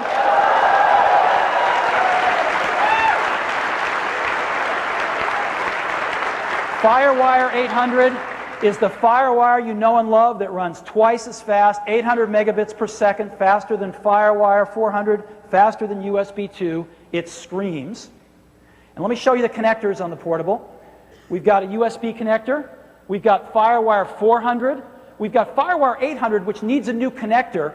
But guess what? If you want to use it as a FireWire 400, there's a little adapter, so you can have 2 FireWire 400 ports on your portable as well. Gigabit Ethernet, we're the only people still to do this, to build in 10 megabit per second, 100 megabit per second, and gigabit per second Ethernet into our portables. S-video output, and of course DVI output, digital video, which includes VGA. Let's go around to the other side. And we've got security, we've got power, we've got the modem, we've got a second USB port, so no matter which handed you are on the mouse, you can plug it in. We've got a PC card slot, we've got line in, and we've got headphones.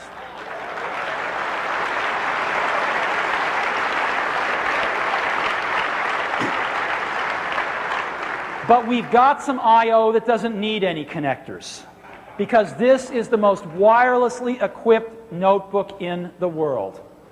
First of all, Bluetooth is built in. So you can talk to all your Bluetooth peripherals, whether it's the cell phone in your backpack that you don't want to dig out or some other Bluetooth peripheral, all built in.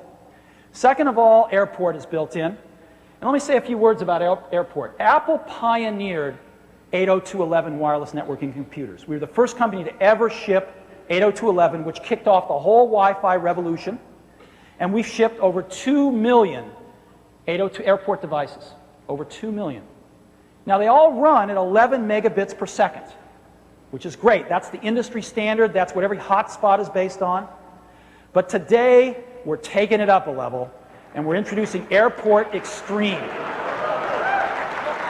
AirPort Extreme runs at 54 megabits per second.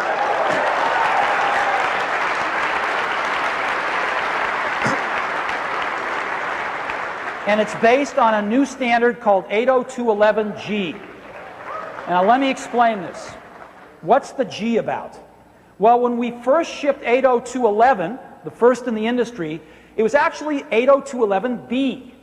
And 802.11b is the 11 megabit per second standard that became an industry standard. It's what's in every hotspot around the world. 802.11b, today's standard. Some people felt, though, that that wasn't fast enough, and they wanted to go faster. And so about 6 months ago, some companies started shipping 802.11a. Don't ask me why A comes after B, it just did. 802.11a runs at 54 megabits per second, but guess what? It's not compatible with anything out there that's B. It's not compatible with any hotspot in the world. It's not compatible with any other 802.11 device. And we think, for that very reason, A is doomed to failure. And so we didn't adopt it. We waited for G. Because G offers the same 54 megabits per second, and yet is fully compatible with B, with every hotspot on the planet. And it will become the industry standard. And so, if you have 802.11g in your notebook, it still works with a B base station. It just throttles down to 11 megabits per second. You don't have to run out and buy a new base station.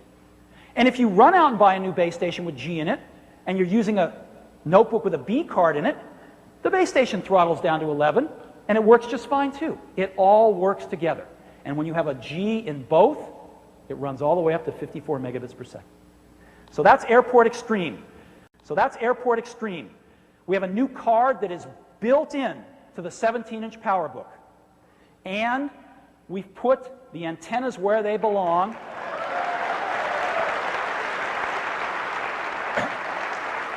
We have 2 antennas in the screen, and in the notebook world, the gold standard for 802.11 reception is the iBook.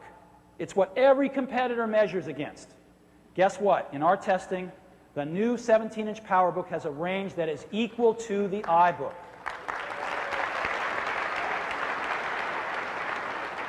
So that's what's in the computer, built into the 17-inch PowerBook. Now let's talk about the base station. A new AirPort Extreme base station, up to 50 users. Now this is really 50 users, way more than competitive base stations.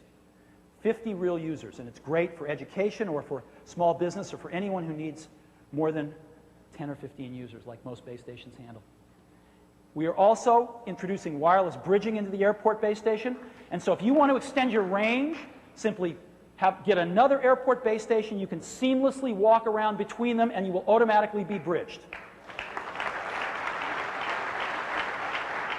Another feature that people have been asking us about a lot, no one's ever done this before, USB printing.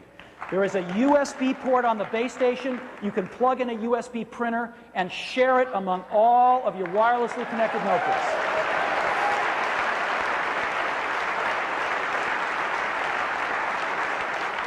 The Airport Extreme base station is going to sell for $199.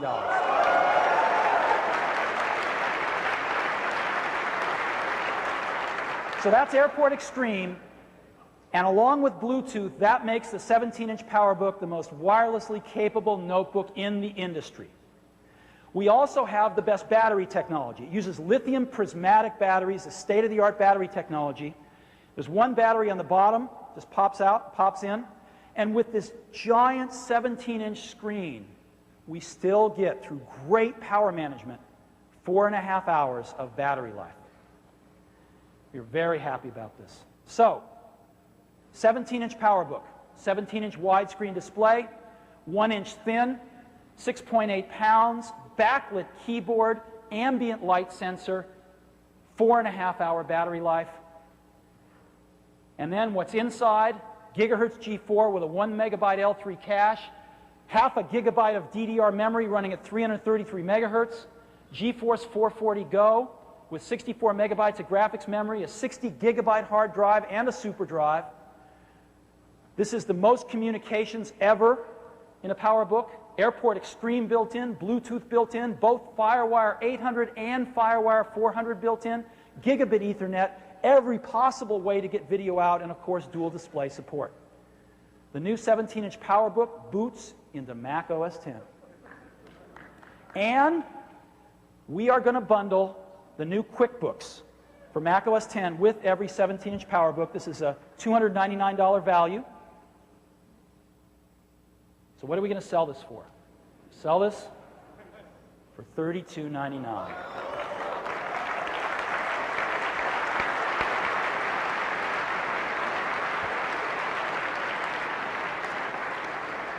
And we will be shipping these next month, in February. So, the 17-inch PowerBook. We just took another giant leap. There is one more thing.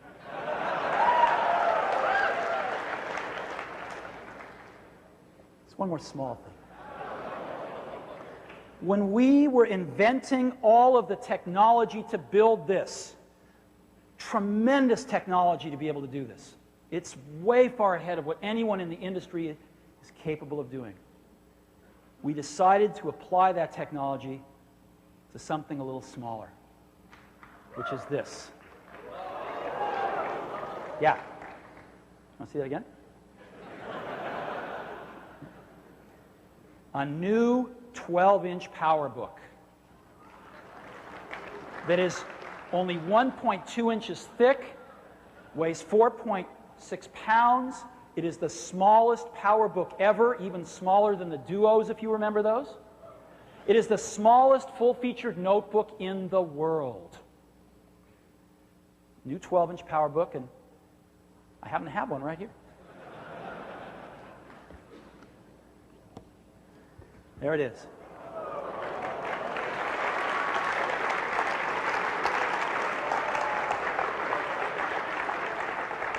It's got a full-size keyboard, and you can see the enclosure just hugs that keyboard.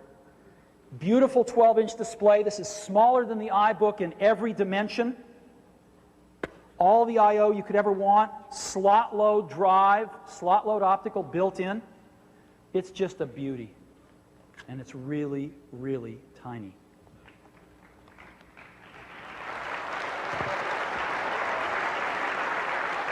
So, 12-inch PowerBook. It's got a 10:7 display. It's got an 867 megahertz G4 built in. This runs the iApps beautifully. It runs 10 beautifully. It's very nice. GeForce 420 Go graphics chip for really good graphics with 32 megabytes of graphics memory built in. It's got a slot load combo drive built in so you can play DVDs and burn CDs. Slot loads right in the side.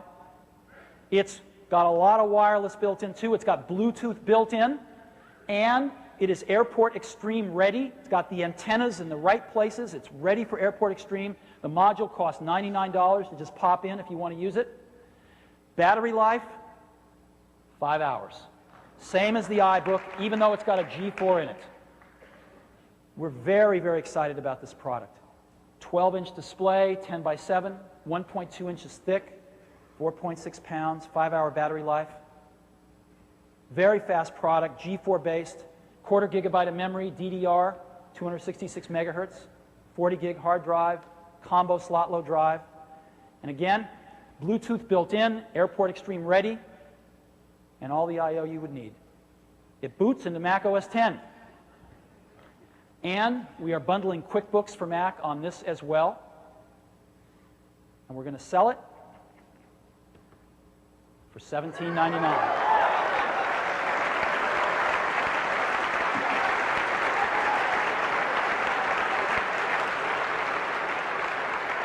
This is the most affordable PowerBook ever, and we will be shipping them in about 2 weeks.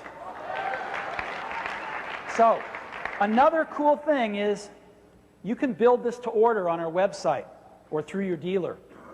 And you can build it to order if you want with a super drive in it. So you can even burn DVDs in this 12-inch PowerBook, and that's going to cost you $19.99, only $200 more. You can have a super drive in your 12-inch PowerBook. So this is clearly going to be the year of the notebook for Apple. We've got the 12-inch iBook starting at $9.99. This thing is an incredibly popular product. We've got the 14-inch iBook. And now we've got the 12-inch PowerBook. We've got the 15-inch titanium PowerBook.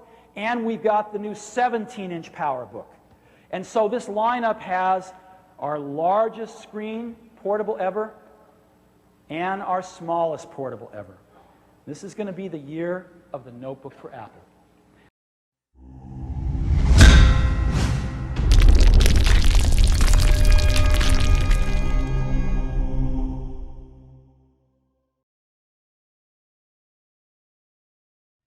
The field that we decided to do it in, the choice we made, was music. Now, why music? Well, we love music, and it's always good to do something you love. More importantly, music's a part of everyone's life. Everyone. Music's been around forever. It will always be around. This is not a speculative market. And because it's a part of everyone's life, it's a very large target market all around the world. It knows no boundaries. But interestingly enough, in this whole new digital music revolution, there is no market leader. There are small companies like Creative and Sonic Blue, and then there's some large companies like Sony that haven't had a hit yet. They haven't found the recipe. No one has really found the recipe yet for digital music. And we think not only can we find the recipe, but we think the Apple brand is going to be fantastic because people trust the Apple brand to get their great digital electronics from. So let's look at portable music. Let's look at the landscape. The first thing, if you want to listen to music portably, you can go out and buy a CD player, right? That's one way to go, about 10 to 15 songs. Or you can buy a flash player. Go out and buy one of those. You can buy a MP3 CD player, or you can buy a hard disk-based jukebox player. These are the 4 choices for portable music right now. So let's take a look at each one of those. A CD player costs about $75, holds 10 to 15 songs on a CD. That's about $5 a song. You can go buy a flash player, pay about double that, about $150, holds the same 10 to 15 songs, or about $10 a song. You can go buy an MP3 CD player, and an MP3 CD, which you can burn on your computer, costs about $150, but holds 150 songs. So you get down to $1 a song.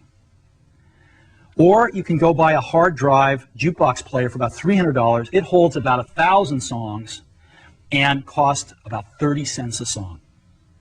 So we looked at this and studied all these, and that's where we want to be.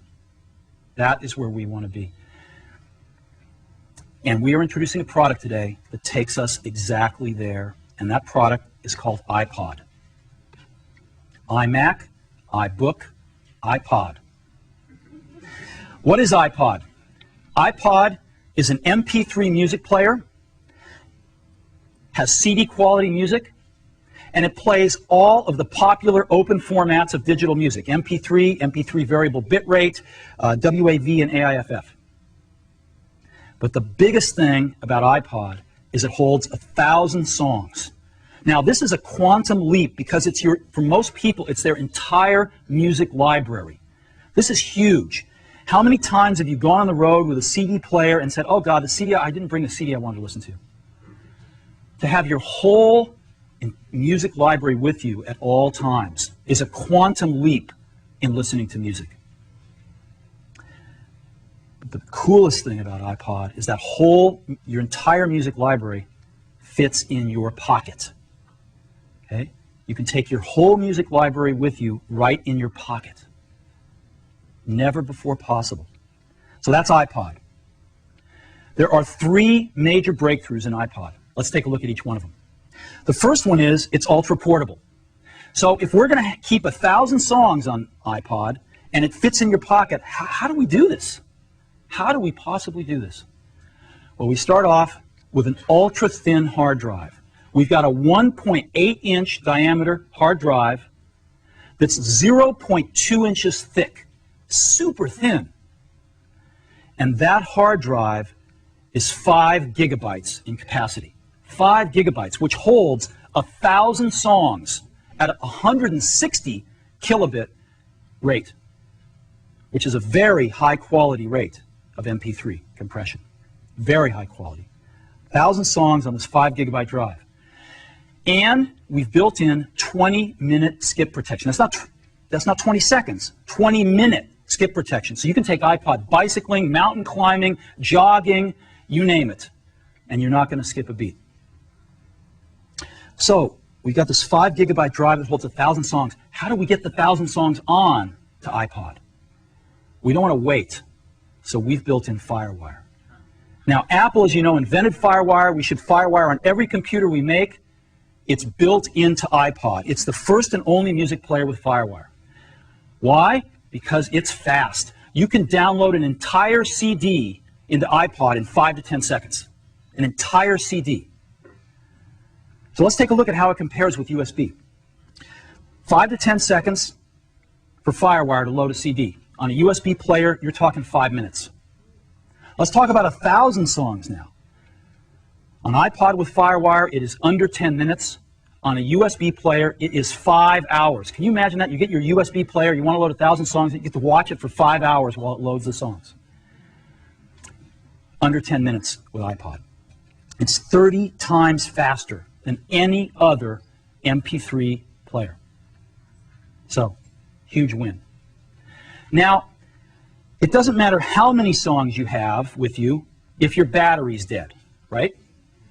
So we have built in an extraordinary battery into iPod. 10 hours of battery life, and that is 10 hours of continuous music. We're using a rechargeable lithium polymer battery. This is a more advanced battery than we even use in our portable computers. It's the most advanced battery we've ever shipped. And you can recharge this 10-hour battery in 1 hour to 80% of its capacity on a fast charge. 1 hour. But maybe the coolest thing is that, you know, FireWire, the FireWire cable carries all the data from the Mac to iPod, but FireWire also has power on it. And so, when you plug in to your Mac, it actually charges the iPod over that single FireWire cable. So you don't have another charging cable to worry about. It charges over FireWire every time you plug into your Mac. Now you might say, well, what happens if I'm on the road with my iPod and I didn't bring my Mac with me and my battery's running low? What do I do? Well, we got a really cool charger that ships as part of iPod too, and this charger has a FireWire port on it. So you take your FireWire cable and just plug it right into the charger and plug it into the outlet and charge iPod wherever you happen to be where there's an outlet. So 10 hours of continuous music playback with a remarkable new battery technology. Now you might be saying, well, this is cool, but you know, I've got a big hard disk in my portable, let's say my iBook. I'm running iTunes, I'm really happy, I got FireWire on my iBook. I don't quite get 10 hours of battery life, but iBook's got better battery life than any other consumer portable. So what's so special about iPod here? It's ultra portable. An iBook is really portable, but this is ultra portable. And let me show you what I mean. iPod is the size of a deck of cards. A deck of cards. It is 2 0.4 inches wide, it is 4 inches tall, and it is barely over 3/4 of an inch thick. This is tiny. It also only weighs 6.5 ounces. That is lighter than most of the cell phones you have in your pockets right now. So this is what's so remarkable about iPod. It is ultra portable. We didn't stop there. iPod has got Apple design. We got one of the best design teams in the world, and they have done a remarkable job. And let me show you. This is what iPod looks from the side. Again, about 3/4 of an inch thick. I'm going to show you the back first because I'm in love with it. It's stainless steel. It's really, really durable. It's beautiful. And this is what the front of it looks like. Boom. That's iPod. I happen to have one right here in my pocket, matter of fact. There it is, right there.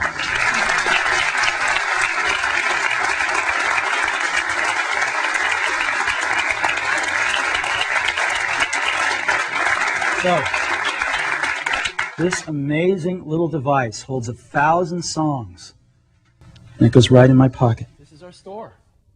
And the store is divided into 4 parts. The first quarter of the store has our home section with great home and education products, and our pro section with all our great pro products. And every product we make is in this first 25% of the store. You can see the whole product line. And as you see up on the ceiling, we've even labeled the sections. Home, music, kids, genius on this side, and pro, movie, photos, and etc. on this side. So the first 25% shows you our entire product line.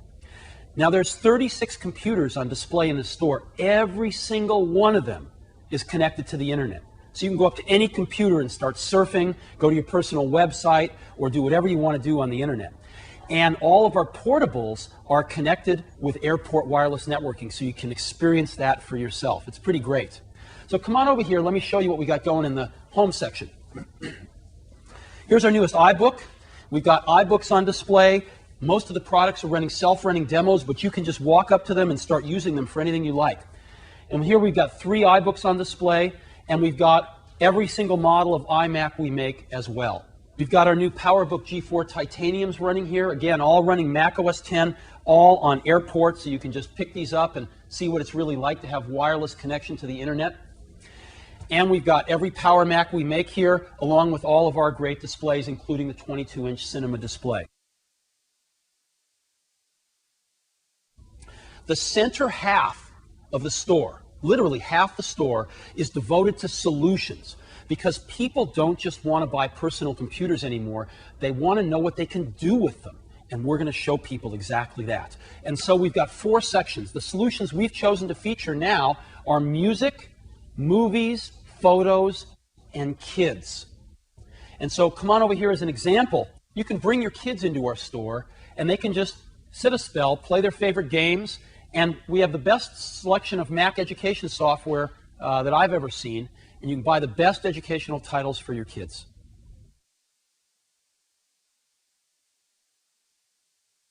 We decided carrying our own products wasn't enough. So not only do we have over 300 software titles here that we'll look at in a minute, but we have 24 of the best portable digital devices.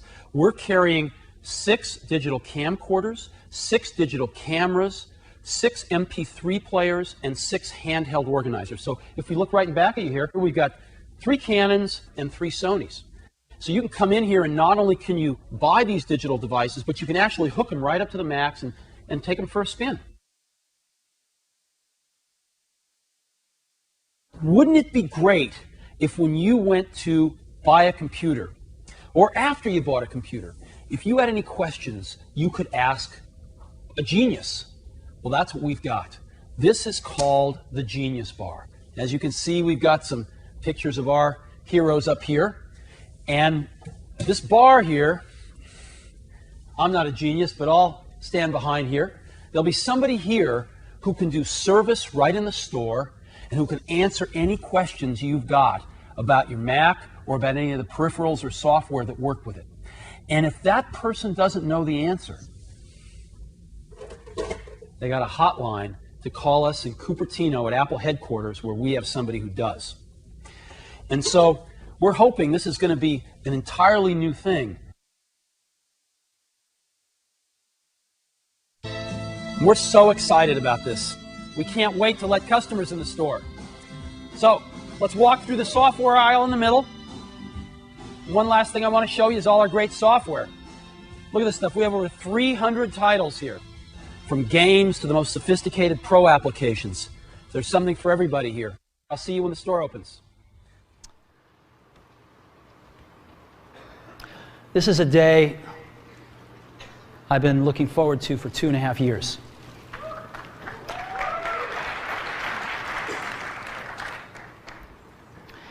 Every once in a while, a revolutionary product comes along that changes everything. And Apple has been, well, first of all, one's very fortunate if you get to work on just one of these in your career. Apple's been very fortunate. It's been able to introduce a few of these into the world. In 1984, we introduced the Macintosh.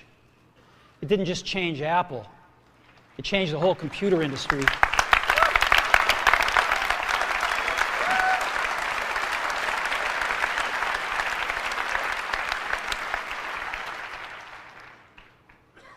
In 2001, we introduced the first iPod. And it didn't just change the way we all listen to music. It changed the entire music industry.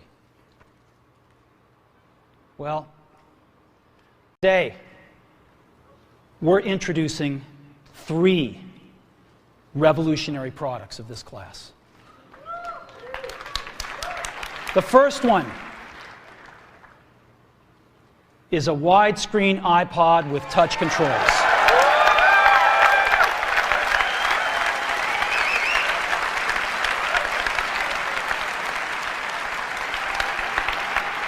The second is a revolutionary mobile phone.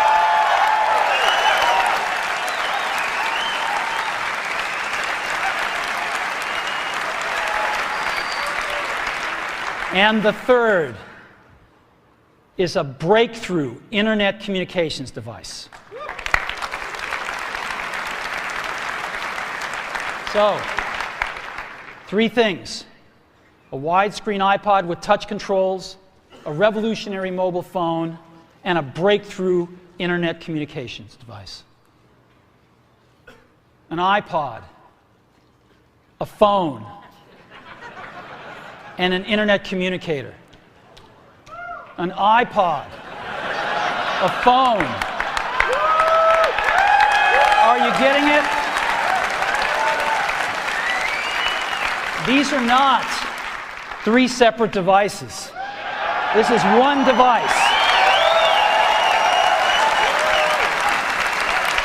And we are calling it iPhone. Today, Apple is going to reinvent the phone.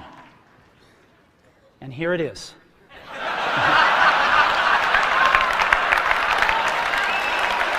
No. Actually, here it is, but we're going to leave it there for now. So,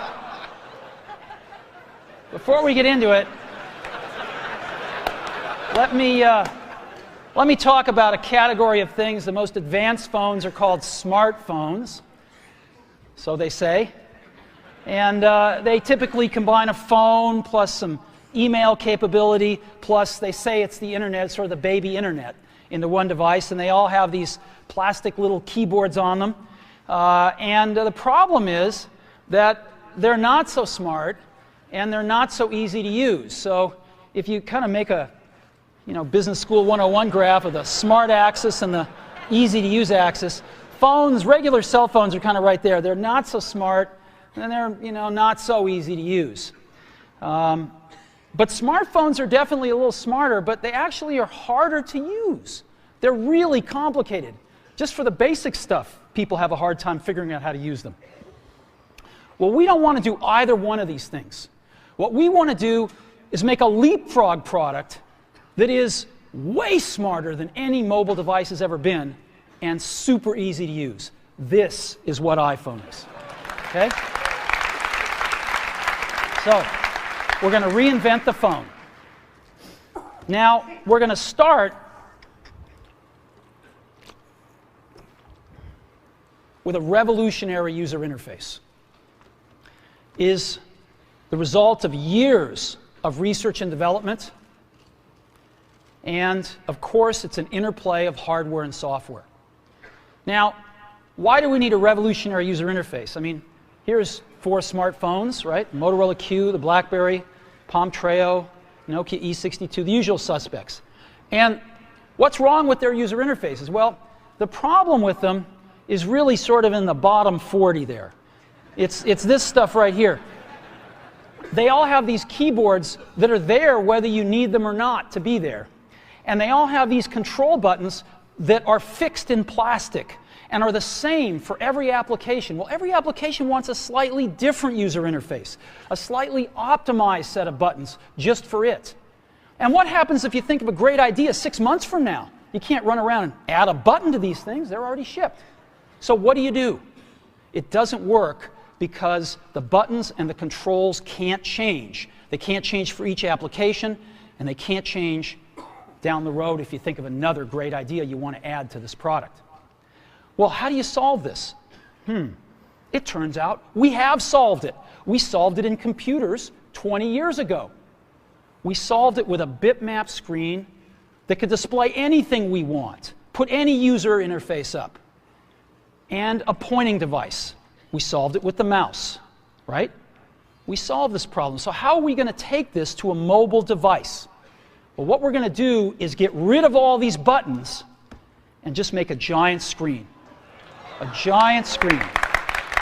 Now, how are we going to communicate this? We don't want to carry around a mouse, right? So what are we going to do? Oh, a stylus, right? We're going to use a stylus. No. No. Who wants a stylus? You have to get them and put them away and you lose them. Yuck. Nobody wants a stylus. So let's not use a stylus. We're going to use the best pointing device in the world. We're going to use a pointing device that we're all born with. We're born with 10 of them. We're going to use our fingers. We're going to touch this with our fingers. And we have invented a new technology called multi-touch, which is phenomenal. It works like magic. You don't need a stylus. It's far more accurate than any touch display that's ever been shipped. It ignores unintended touches. It's super smart. You can do multi-finger gestures on it. And boy, have we patented it.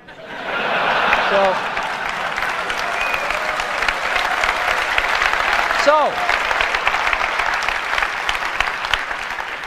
we've been very lucky to have brought a few revolutionary user interfaces to the market in our time. First was the mouse. The second was the click wheel.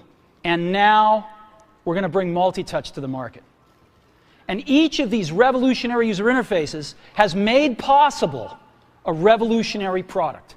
The Mac, the iPod, and now the iPhone. So, a revolutionary user interface. We're going to build on top of that with software. Now, software on mobile phones is like baby software. It's not so powerful.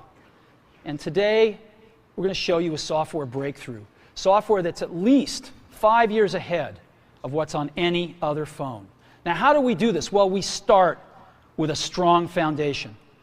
iPhone runs OS 10. Now,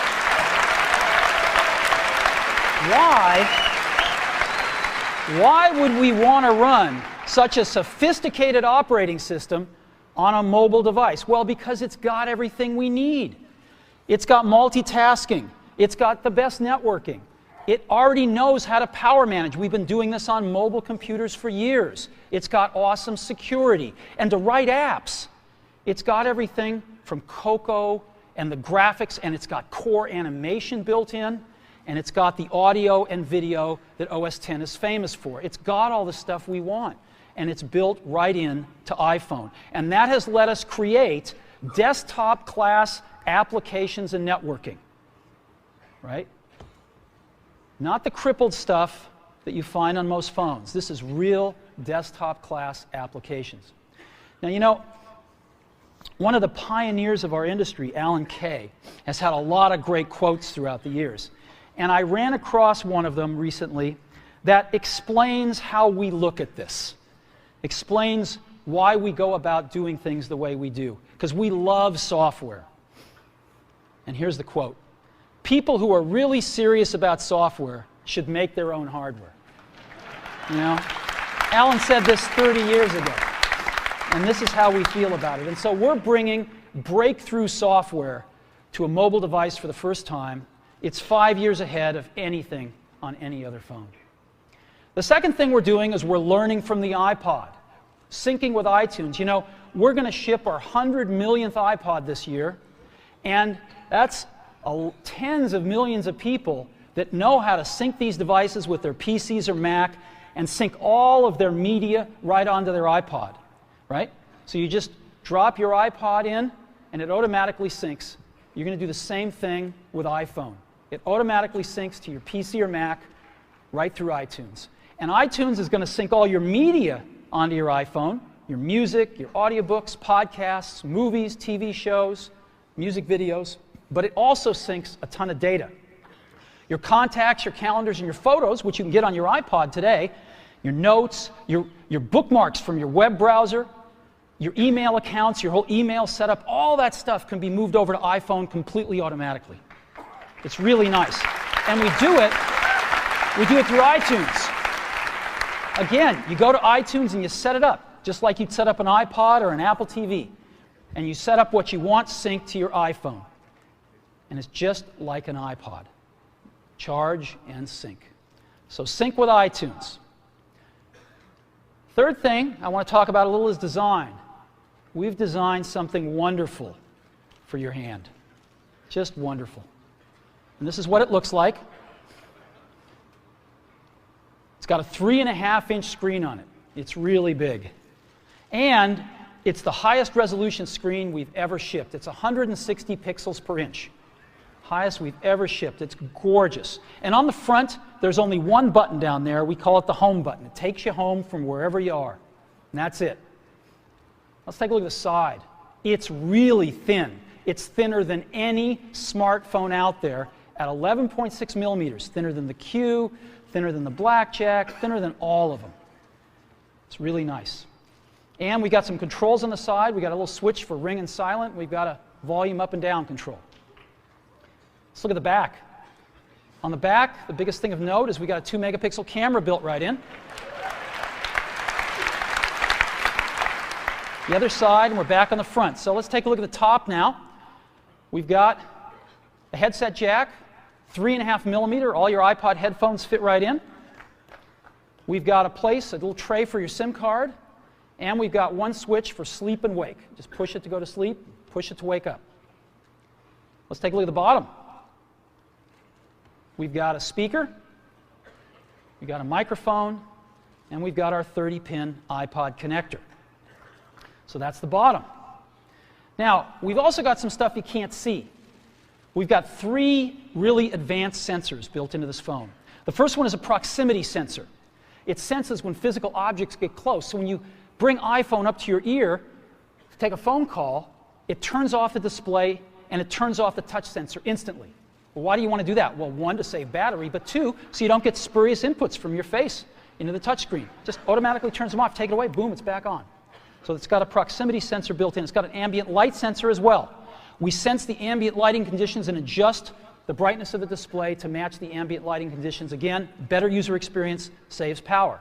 And the third thing we've got is an accelerometer, so that we can tell when you switch from portrait to landscape. Use laptops and smartphones now. Everybody uses a laptop and or a smartphone. And the question has arisen lately, is there room for a third category of device in the middle? Something that's between a laptop and a smartphone.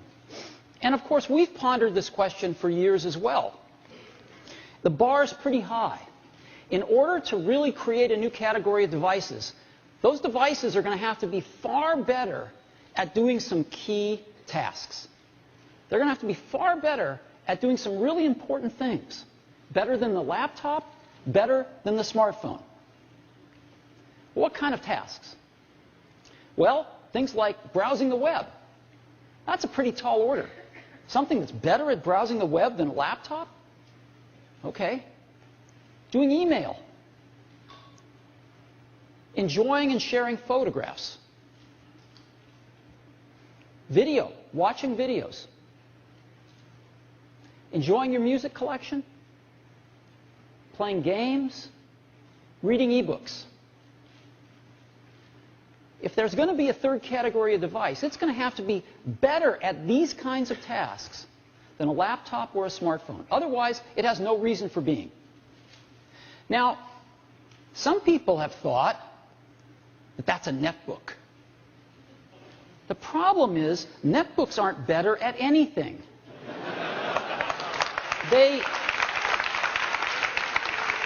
They're slow, they have low quality displays, and they run clunky old PC software. So they're not better than a laptop at anything, they're just cheaper. They're just cheap laptops. And we don't think that they're a third category device. But we think we've got something that is. And we'd like to show it to you today for the first time. And we call it the iPad. So,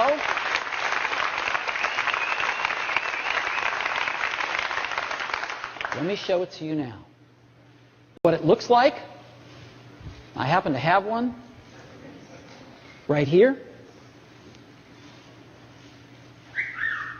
That's what it looks like. It's very thin. It's just like this. So, just give you a little overview. It's very thin. And you can change the background screen, the home screen, to personalize it any way you want. People put their own photos on it, I'm sure, but we ship a few, and you can make it anything you want. And what this device does is extraordinary. You can browse the web with it. It is the best browsing experience you've ever had. It's phenomenal to see a whole web page right in front of you, and you can manipulate with your fingers. It's unbelievably great. Way better than a laptop. Way better than a smartphone. And you can turn iPad any way you want. Up, down, sideways. It automatically adjusts however you want to use it. And again, to see the whole web page is phenomenal. Right there, holding the internet in your hands. It's an incredible experience. Phenomenal for mail. You want to focus in on a message? You can do that. See your inbox. Again, just turn iPad sideways. Get a different view on your mail. Push the compose window. A keyboard pops up that's almost life-size. It's a dream to type on. For photos, your albums are shown as stacks of photos. Your albums are events. You can unfold them. Look at all your photos. Flick through them. Got some great slideshows built in. It's a wonderful way to share your photos with friends and family. Built in a calendar. You can see your month's activities or your day's activities and everything in between. Built in a great address book for your contacts. Have a great Maps application which works with Google's back end. Show you maps, satellite views, zoom in on things. iPad is an awesome way to enjoy your music collection. And of course, we have the iTunes Store. Built right into the iPad, so you can discover music, you can purchase it, movies, TV shows, podcasts, iTunes University, everything built right into the iPad. YouTube. You can watch YouTube on it, including YouTube in high def now. They've got a lot of high def video. And of course, it's awesome to watch TV shows and movies on. So that gives you a little overview of what the iPad can do. But it's nothing like seeing it. So I'd love to show it to you now. Let's take a look at it.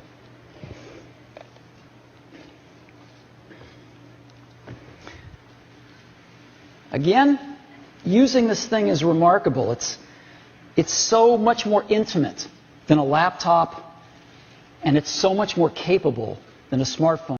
Now I'd like to talk about something that's near and dear to my heart, and that's the iPhone.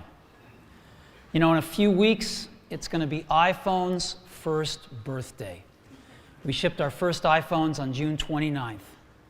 And it was an amazing intro, certainly the most amazing one we've ever had. And iPhone has had tremendous critical acclaim, best invention of the year, and I think it's widely believed that this is the phone that has changed phones forever. So that's all great. That's all great, but the thing that makes us the happiest is that users love their iPhones. They love them. And, you know, 90% customer satisfaction. That's off the charts. I mean, what products today have 90% customer satisfaction? This is so wonderful. 98% are browsing. Mobile browsing's gone from nothing to 98% with the iPhone. Unbelievable. 94% are using email, 90% are using text messaging, and 80% are using 10 or more features. You can't even begin to figure out how to use 10 features on a normal phone. So this is phenomenal.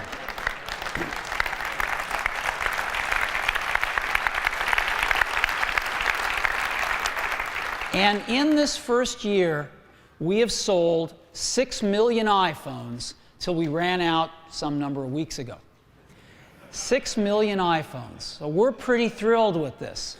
Now, we did figure out what our next challenges are. The next mountain we have to climb to go to the next level. So what are these next challenges? First of all, 3G networking, faster networking. Second of all, enterprise support, as we've heard.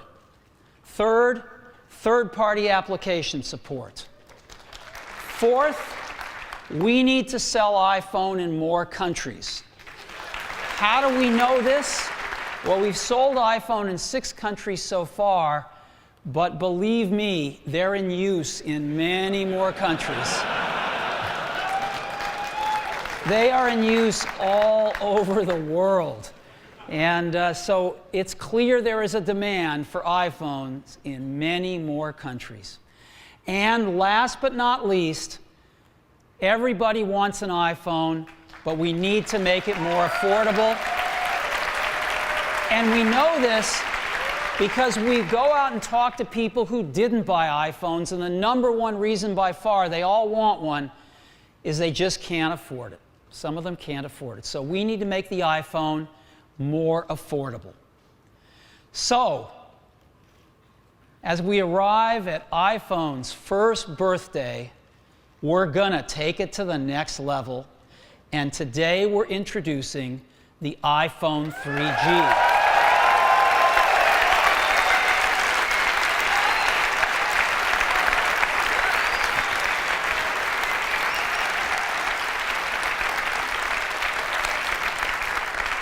We've learned so much with the first iPhone.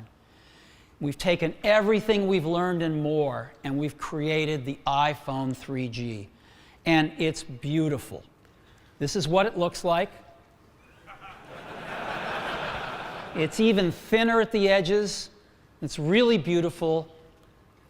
It's got a full plastic back. It's really nice.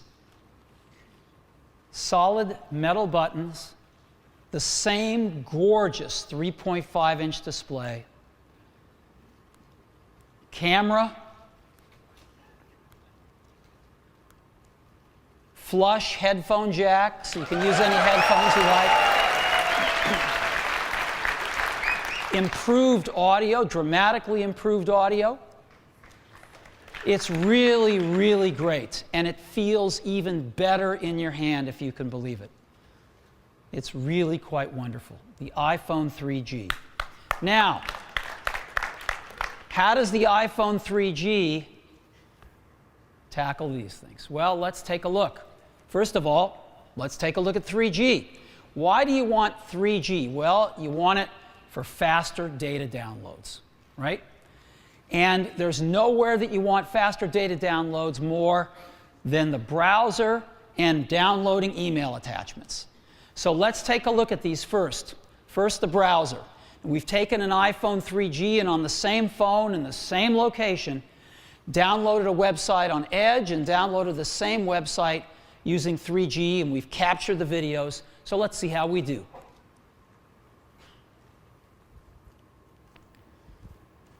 We're off to the races here.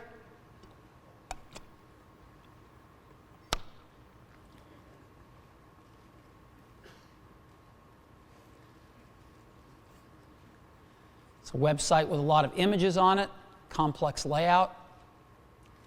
21 seconds on 3G.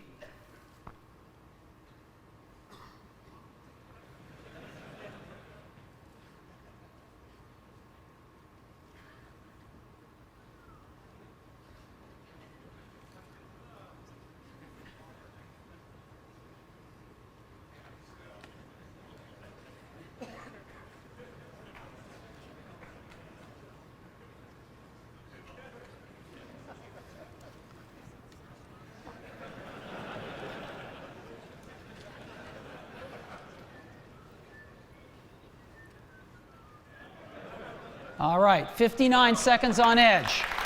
So, same phone, same location, 3G 2.8 times faster. But it's even more remarkable when you take a look at this next to Wi-Fi. You can see that the 3G speeds are actually approaching Wi-Fi. This has been my experience using the phone as well. It's amazingly zippy. This is also pretty amazing. We took two other state-of-the-art 3G phones, downloaded the same web pages, and the iPhone 3G is 36% faster than the Nokia N95 or the Treo 750. So that's pretty cool. And look at the result, by the way. Look at what you get, a full web page on the iPhone and something quite a bit less on some of these other products. 36% faster.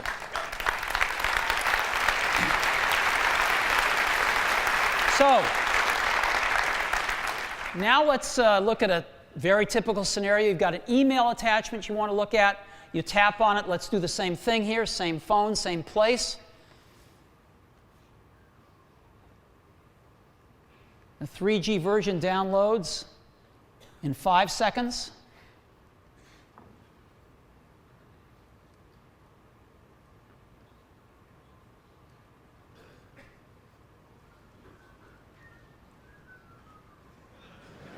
And the Edge version in 18 seconds. That is 3.6 times faster on the 3G version. So we can see a real difference now of download speeds. And again, if we compare this to Wi-Fi, you'll see that the 3G is approaching Wi-Fi speeds. So we clearly can get faster data. One of the things we're also really proud of, though, is we're doing this with great battery life. The iPhone 3G, the battery life, the standby time, we've pushed to 300 hours of standby time. 2G talk time, we've been able to move up from 8 hours to 10 hours. On 2G talk time, these other, or 3G talk time, excuse me, these other phones have 3G talk time in the 3 to 3.5 hour range. We've managed to get 5 hours of 3G talk time, which is really an industry-leading amount of time. We're very pleased with this. Browsing, 5 to 6 hours of high-speed browsing. Video, 7 hours. And audio, we've managed to get 24 hours of audio. So, great performance, great battery life. Now, one other thing that benefits from fast data, of course, is GPS. And we've built that into the new iPhone 3G as well. So, as you know, location services is going to be a really big deal on the iPhone with the iPhone 2.0 software. You saw a bit of that here today. It's going to explode. And of course, we get data from cell towers, location data. We get location data from Wi-Fi, and now we also get it from GPS. And using the GPS data, we can actually do tracking. So as an example here, we're going to drive down. We recorded this on Lombard Street. Lombard Street's a fun street in San Francisco that zigs and zags. And here we are driving down Lombard Street, and we can actually track as we move using GPS. So it's kind of fun.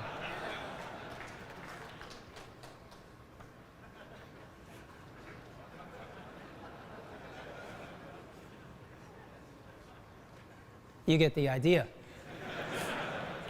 So, built-in GPS and much, much faster data. So we think we can check off 3G and add built-in GPS to boot. Okay.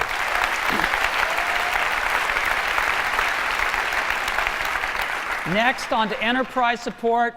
As we explained earlier, full Microsoft Exchange support using ActiveSync built into iPhone 2.0 software, all of the secure VPN and the other security standards, everything everybody's asked for built in, and we've gotten tremendous feedback from enterprise users that we are on exactly the right track, and we know we can now check off enterprise support.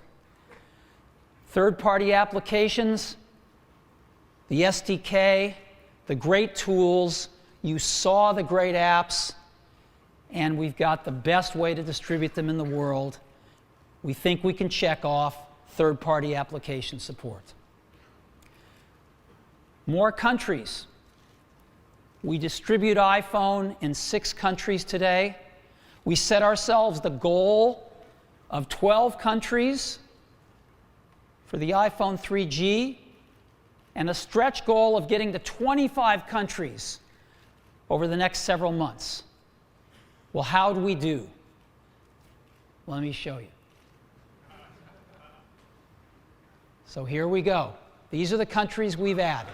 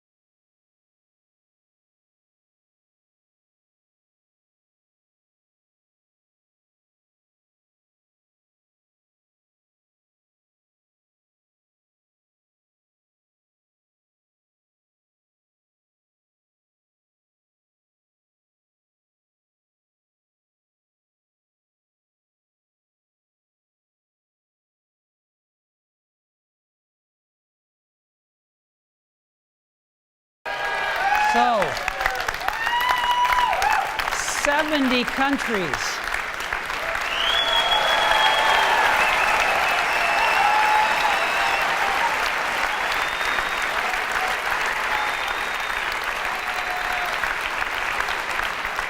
We're going to be rolling out the iPhone 3G in 70 countries over the next several months. We're really thrilled with this. Next time you're in Malta and you need an iPhone 3G, it'll be there for you. So, again, North America, 3 primary countries. South and Central America, 15 countries. Europe, 29 countries. And Asia and Australia, 8 countries. So we're really, really excited about this. And we've been working with these great carriers to get us into these countries. These deals are all signed, sealed, and delivered, and we'll begin executing them really soon. So our stretch goal was 25 countries. We're going to be in 70 countries this year. We think we can check off more countries.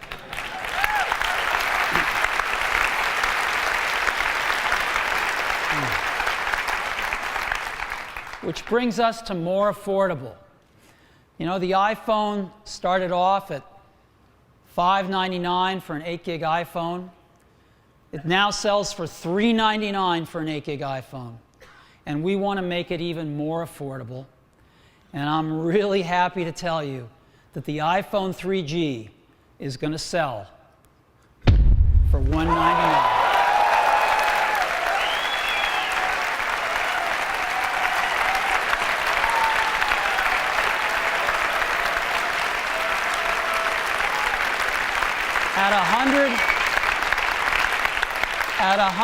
At just $199, we think the iPhone 3G is going to be affordable to almost everyone. And that's for the 8 gig model. The 16 gig model, just $299. And for the 16 gig model, we also have something special. We have a white one. It's also very beautiful. Very, very nice. But of course, the big news is $399 to $199. And we think we can check off more affordable.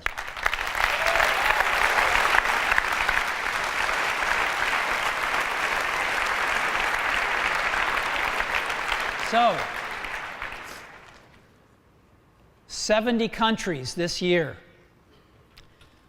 We're going to start with 22 of the biggest. And we're going to be rolling out the iPhone 3G at the same time in all of these countries. And we're rolling it out on July 11th. July 11th. And in almost every one of these countries, the price is a maximum of $199 all around the world. So we are really, really excited about the new iPhone 3G. And, as you might expect, we have a new ad. So if you'd like to see it, I'd love to show it to you. Yeah? Let's go ahead and run the ad.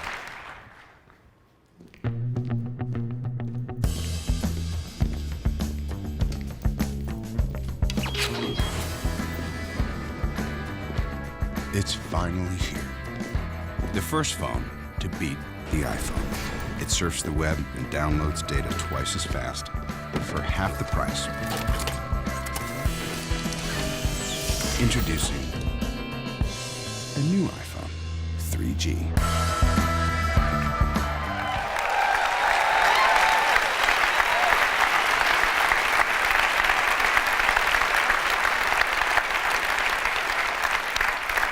Isn't that nice? You want to see that again? Let's roll that again. I love this ad.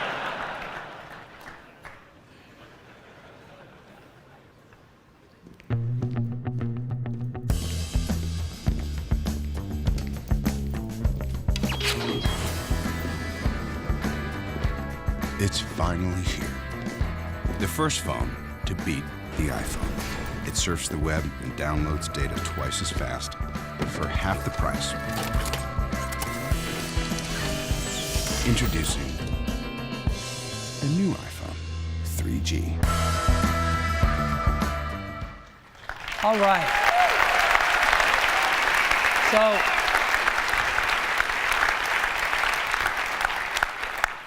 just like the first iPhone, this new iPhone 3G is one of the most amazing products I've ever had the privilege to be associated with.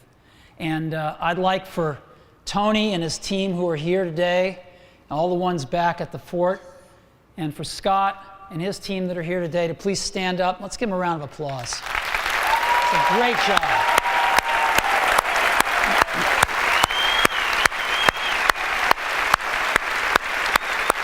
These guys right here. Woo!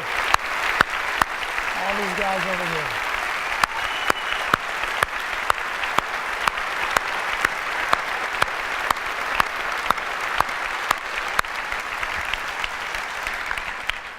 You know, we've got such incredibly talented people at Apple, and they put their heart and souls into these products, and I hope you can feel it. So the iPhone 3G, July 11th, 22 countries, and that's just the start. So now, let's look at the iPod Nano. This is the first generation Nano. It was a breakthrough, the first high-capacity flash-based music player. And it was a stunner when it first came out. The next generation, we took it to extruded aluminum. It's even better. The third generation, the fourth generation had an even taller screen on it. And the most recent generation, an even taller screen. Now, how do we make this better? The iPod Nano has been super popular. What can we do? Well, we'd like to make it smaller, and we'd like to make it better. Well, to make it smaller, there's only one way to do that, and that's to eliminate the click wheel. And there's only one way to eliminate the click wheel, which is to make it touch-based. And there's only one good way to make it touch-based, and that's multi-touch. And so that's what we've done. The new iPod Nano has multi-touch, and it's really small.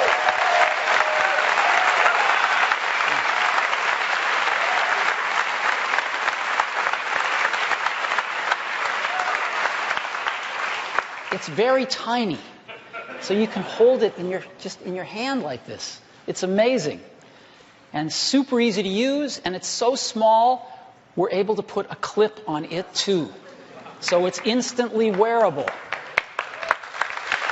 So, multi-touch user interface. It's 46% smaller and 42% lighter. In other words, it's almost half as small and almost half as light as its predecessor. That doesn't happen too often. It's got a clip, so no more armbands when you want to use it for athletics.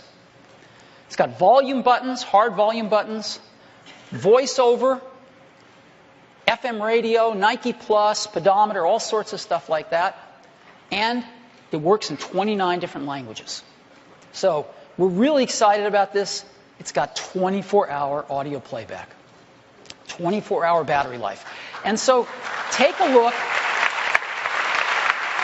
at some of the screens. So you've got a lot of different screens. You've got the home screen. As you flip through, you've got radio and photos and podcasts and settings, and then all different ways to access your music, songs, albums, composers, genres. You've got Nike Plus. You've got voice memos. And this is what it's like when you scroll through it. You can get these nice big letters to find out, where you are. That's what albums look like. It's great to see the album art. Here's some more. The first two are radio up there, the built-in FM radio. Got a clock. We've got one of our board of director members is going to clip it onto an armband as a watch. Photos, and again, the home screen. So this is what it looks like. Let me show you how it works. So I've got one right here, and this is an iPod Nano. All righty. And so let me just flick some of the screens here. Well, first of all, I can go right into music. I can just hit artist and go just right through like this. And let me go to, E. And I want to find.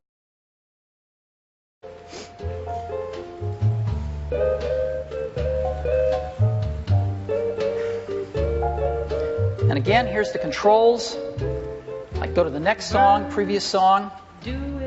There's Genius and Shuffle, Repeat. Real easy.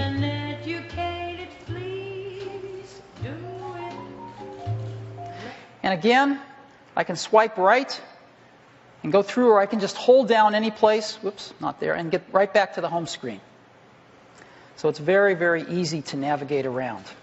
Let me show you some of the other screens here. So we've got, again, radio, podcasts, and photos, all the different ways of listening to music, and all the other stuff I've got here. So let me say I want to, I listen to albums a lot, and I want that on the home page. I can just push down and jiggle it and move it, just like I can with my other iOS devices. So now I have albums on the front page. And again, I can just scroll through here. Real easy. And, you know, go anywhere and play a song. Real easy to do.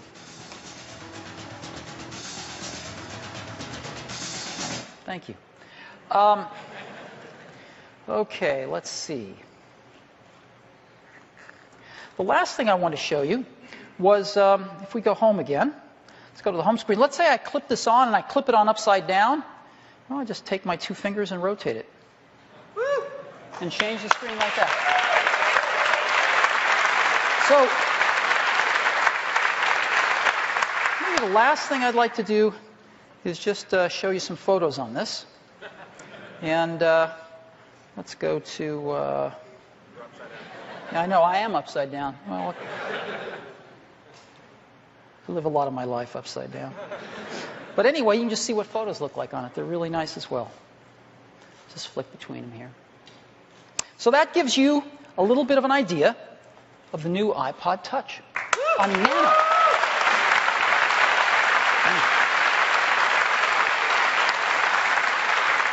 The new Nano comes in the same 4 colors the new Shuffle does, plus 2 more. Graphite, and we're doing a product red version where some of the profits go to the Global Fund. And so we're really excited about these. They're really beautiful. And it's still amazing to hold this much music in your hand in such a small little thing. It's always amazing. This is the new iPod Nano. Sells for $149 in the 8 gig version, $179 in the 16 gig version.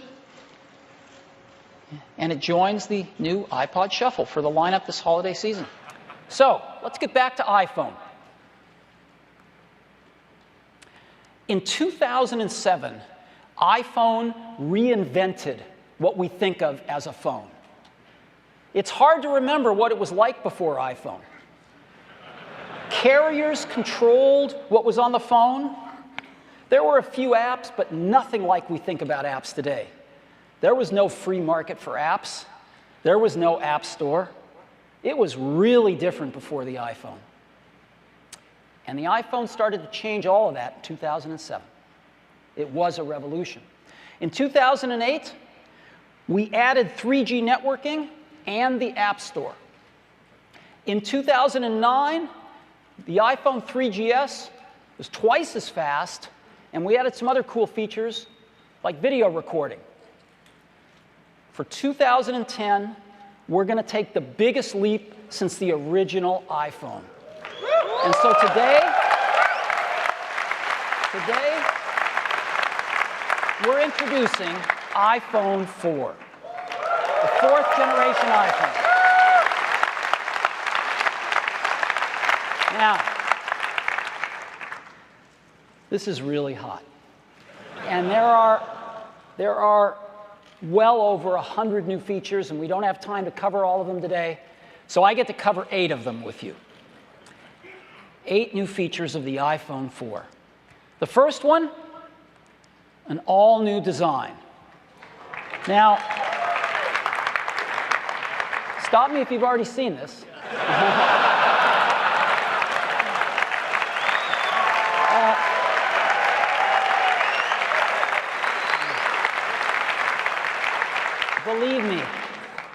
You ain't seen it. You've got to see this thing in person. It is one of the most beautiful designs you've ever seen. This is, beyond a doubt, the most precise thing, one of the most beautiful things we've ever made. Glass on the front and the rear, and stainless steel running around, and the precision of which this is made is beyond any consumer product we've ever seen. Its closest kin is like a beautiful old Leica camera. It's unheard of in consumer products today. Just gorgeous. And it's really thin. This is the new iPhone 4. Now,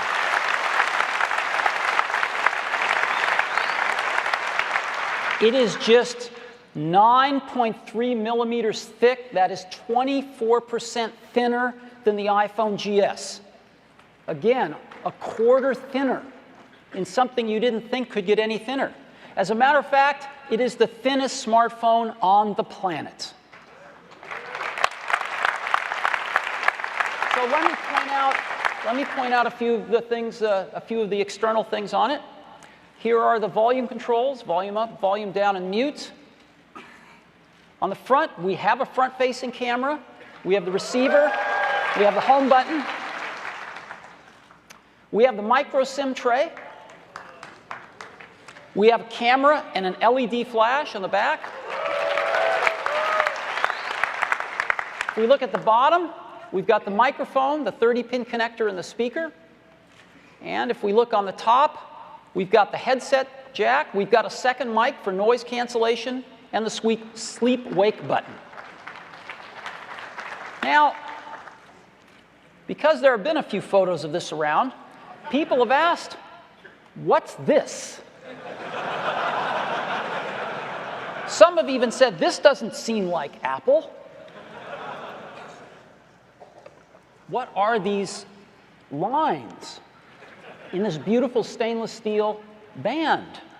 Well, it turns out there's not just one of them, there's 3 of them. And they are part of the entire structure of this phone. That stainless steel band that runs around is the primary structural element of the phone. And there are these 3 slits in it. It turns out this is part of some brilliant engineering, which actually uses the stainless steel band as part of the antenna system. And so one piece is Bluetooth, Wi-Fi, and GPS, and the other is UMTS and GSM. So it's got these integrated antennas right in the structure of the phone. It's never been done before. And it's really cool engineering. So we have an all-new design. It's the thinnest smartphone ever. It uses stainless steel for strength. It uses glass on the front and the back for optical quality and scratch resistance. It's got integrated antennas and extraordinary build quality. Again, I don't think there's another consumer product like this. When you hold this in your hands, it's unbelievable. So this is our all-new design for the iPhone 4. That's the first one.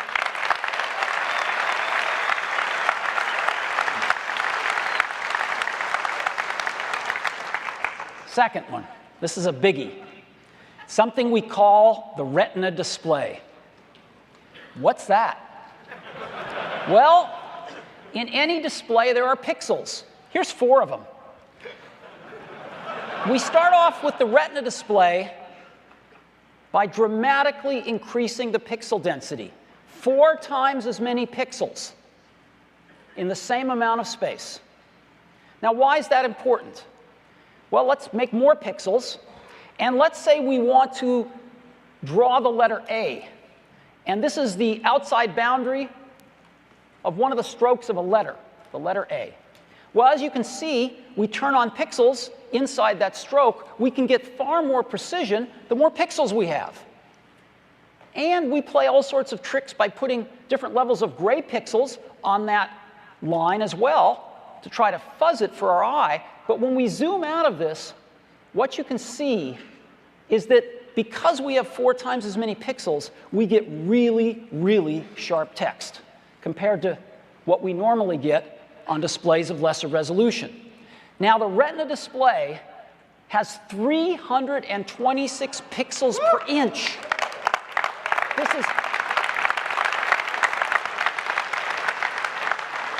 There's never been a display like this on a phone. People haven't even dreamed about a display like this on a phone. But it's more than that. It turns out that there's a magic number right around 300 pixels per inch that when you hold something around 10 or 12 inches away from your eyes is the limit of the human retina to differentiate the pixels.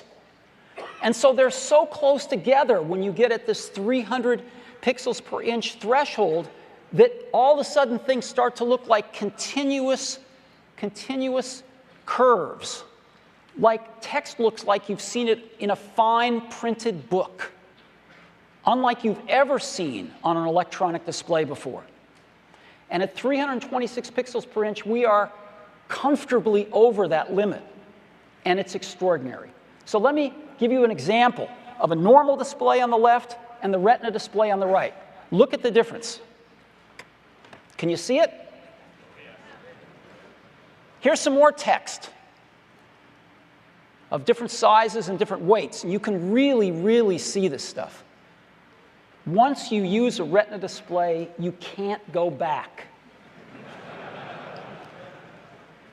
When you get to character-based languages, kanji in this case, it's also striking. And it's not just text. It's images and video as well. Look at the difference. This is the same image on a normal display and a Retina display. Here's another one. Pretty amazing, isn't it? So what I'd like to do now is show this to you live. I've got an iPhone 3GS, which has got a widely praised display on it, and I've got a new iPhone 4. So let me get them both fired up here. There we go. And I can ask them to blow these up. There we go. Look at that difference now. This is pixel.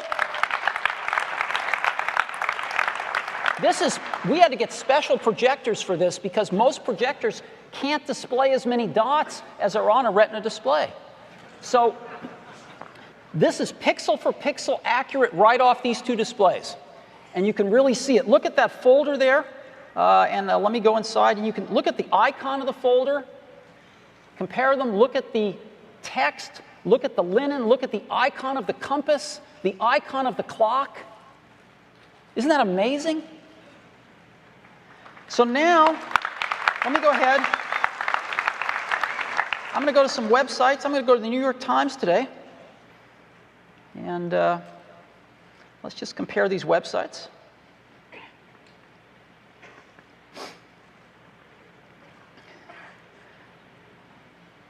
Our networks in here are always unpredictable, so they're a little, I have no idea what we're going to find.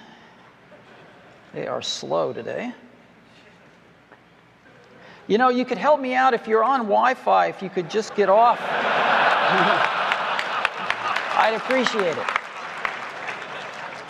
We're having a little problem here. I don't know what's wrong with our networks. I'm afraid I have a problem, and I'm not going to be able to show you much here today. I can show you some pictures in the camera roll.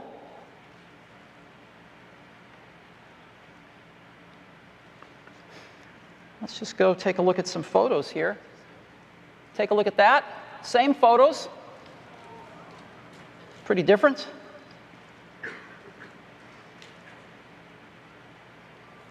Again, same photo. See the difference? You can really see it around the eyes, the teeth.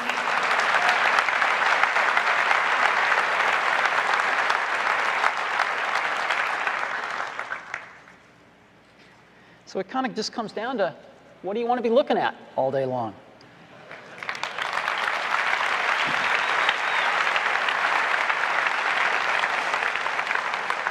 So, the Retina display.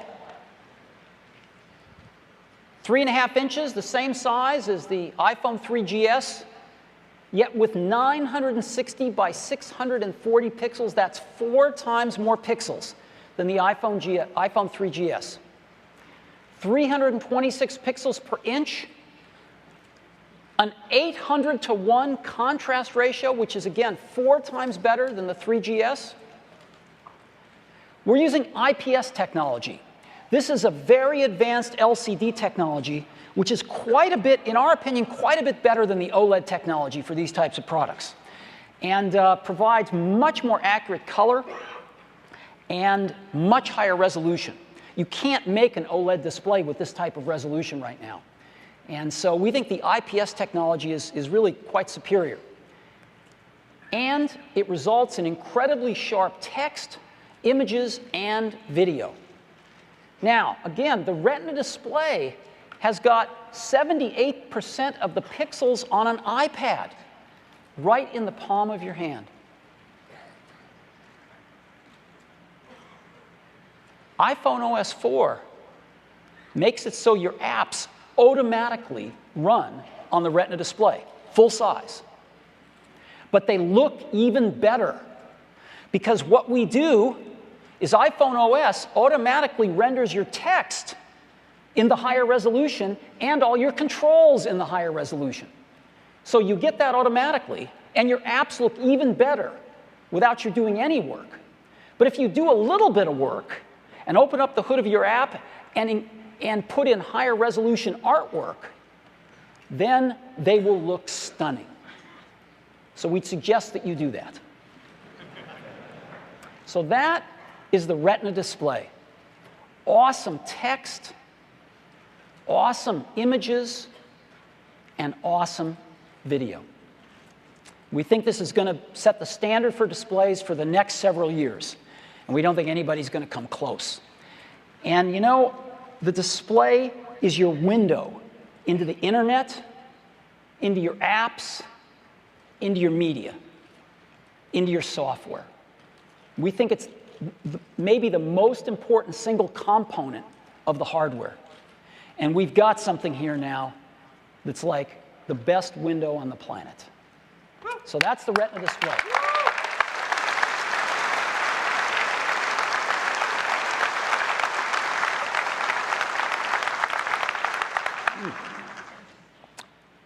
Third up, the iPhone 4 is powered by the A4 chip. Apple's A4 chip. This is a chip designed by our own team. They are really good, and this is wonderful to have in an iPhone. Now, let me show it to you. This is the back of the iPhone. You take the back off. First thing you notice is the iPhone 4 is packed to the gills. There's a tremendous amount of functionality in not such a big space. And so you have to kind of hunt to find the A4 chip, but it's right there. And let me just point out some of the other things. There's the micro SIM. We went to the micro SIM because it's smaller. We need the space. The radios, the connectors.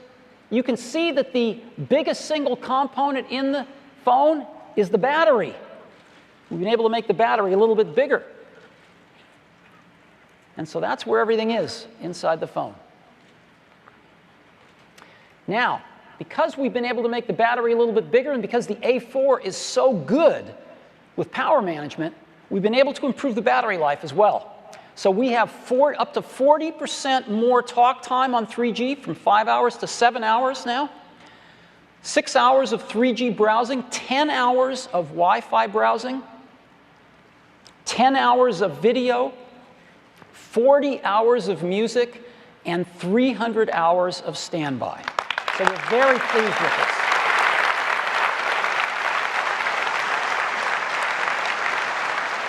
Also, our environmental report card is strong.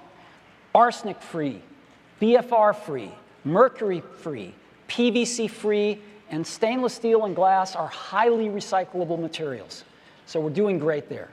So the A4 chip,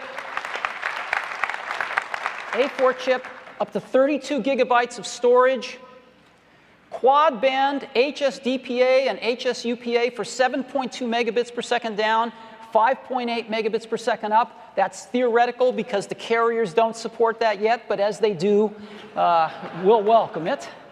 And dual mics for noise cancellation, 802.11n Wi-Fi, and of course GPS plus accelerometer plus compass. So we've got some great hardware in the iPhone 4, in the A4 chip. Number 4, we've got another really cool piece of hardware. Remember when we added the accelerometer and how that opened up a whole new vista of gaming? Well, we're taking it even further with the iPhone 4 because we're adding a gyroscope. So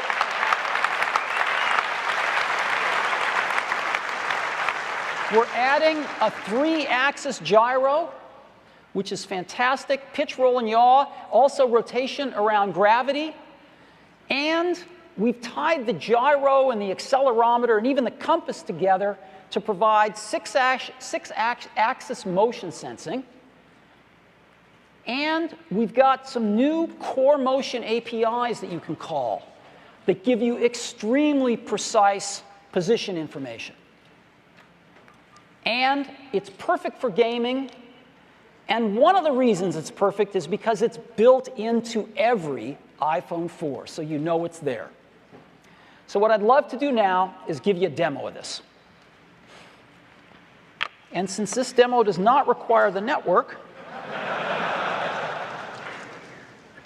I should be okay. So this is a little app that we wrote. And this is being run with the accelerometer now. And as you see with the accelerometer, I can tilt it from side to side or backwards and forwards. And, but I can't, it doesn't move when I rotate around gravity. And the positioning is good, but not super precise. So now by tapping the word accelerometer, it's going to change to the gyro. And now I get much more precise movement here. And as you see, it rotates around gravity. So let me go ahead.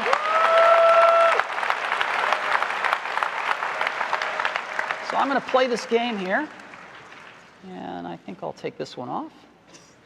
All right. And maybe I'll take this one out. And I'll take that one out. And this one out. And this one out.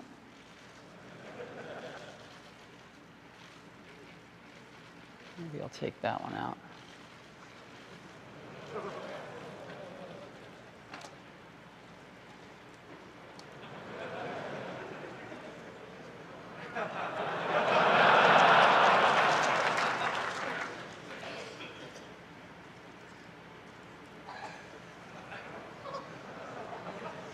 I practiced this a little bit.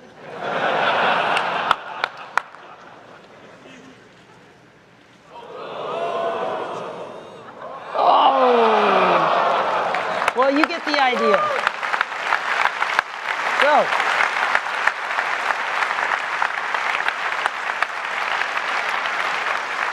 listen, some of our amazing engineers cobbled that together for me to show you the gyro, but I can't wait to see what you guys are going to do. I think it's going to be pretty amazing. So, the gyro joins our 4 other sensors in every phone. We now have the gyro, the accelerometer, the compass, proximity sensor, and the ambient light sensor. These phones are getting more and more intelligent about the world around them. And it's very exciting, and I can't wait to see what you guys do with the gyro built into every iPhone 4. So that's number 4. Number 5.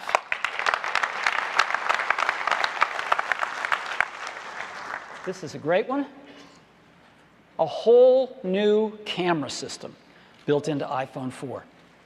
Now, everybody loves to talk about things that are very tangible when it comes to photography, like megapixels. But we tend to ask the question, how do we make better pictures?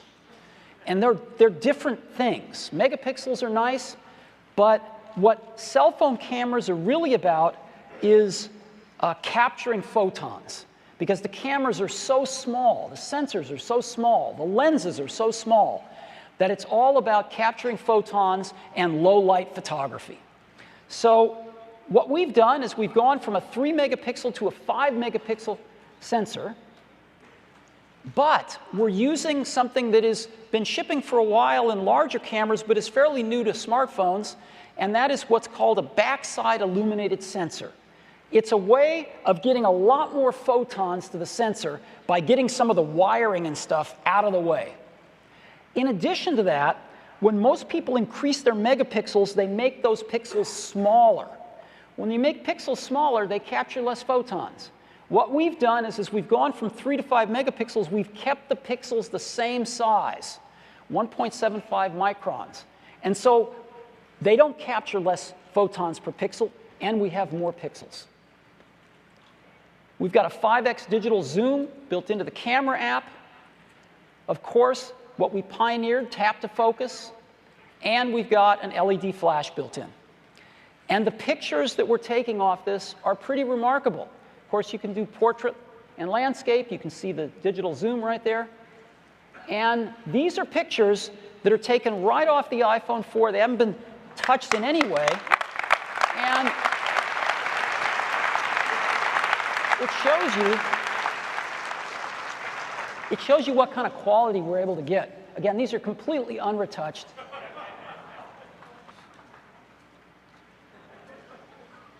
These were all taken by our employees, just called some of the better ones that I saw. So this gives you, as an example, that low-light photograph is hard to take with any camera, much less a phone. So we're really happy with the photos we're taking with the iPhone 4. We think we got a great camera built in. But that's not all. Because the camera also records HD video. And that's HD video at full 720p at 30 frames per second. So it's real HD video. Now, we pioneered tap to focus for still photos. We now have tap to focus video. And we have built-in video editing for trimming your clips right on the phone, and one-click sharing to share your photos. And the LED flash also will stay on to illuminate scenes for video recording. And so you can actually record HD video right on your phone, edit it right on your phone, and then with a few taps, email it, send it in an MMS, send it to MobileMe, send it to YouTube. It's pretty remarkable. But we're going even further than that. Because what we've done is we've written an application ourselves called iMovie for iPhone.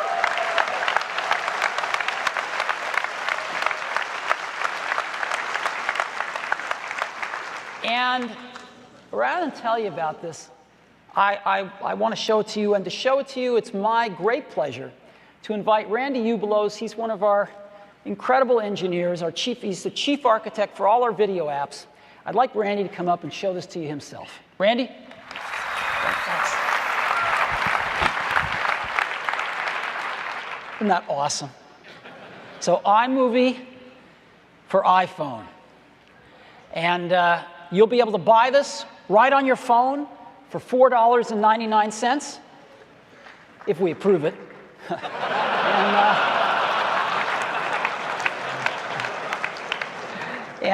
So this is, again, part of this amazing new camera system on the iPhone 4. And we're really proud of it, and I think you're going to like it a lot. Now, before I begin number 6, our guys were running around like crazy backstage, as you might imagine. And we figured out why my demo crashed. Because there are 570 Wi-Fi base stations operating in this room. Okay? We can't deal with that. So we have two choices. Either I've got some more demos that are really great that I'd like to show you. So we either turn off all this stuff and see the demos, or we give up and I don't show you the demos. Would you like to see the demos or not? Okay. So here's the deal. Let's turn up the lights in the hall. Several hundred of these are these MiFi things too, by the way. So all you bloggers need to turn off your base stations, turn off your Wi-Fi. Every notebook, I'd like them to put them down on the floor. And all of you look around, I'd like you to police each other. If you want to see the demos, shut all your laptops, turn off all these MiFi base stations, and put them on the floor, please. Come on, look around you.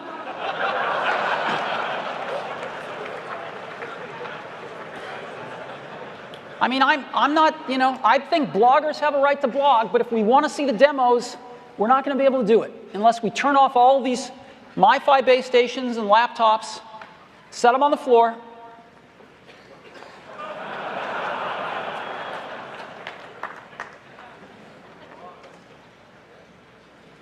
I've got time.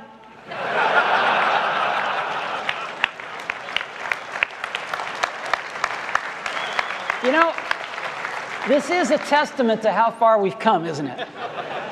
It's incredible. 570 Wi-Fi base stations in this room. Wow. All right. We done? Yeah, I really appreciate it. I'm sorry to inconvenience you, but if we want to see the demos, this is what we have to do. All right. So, number 6, we're really pleased with it. But there is one more thing. And I think it's best that I just show you.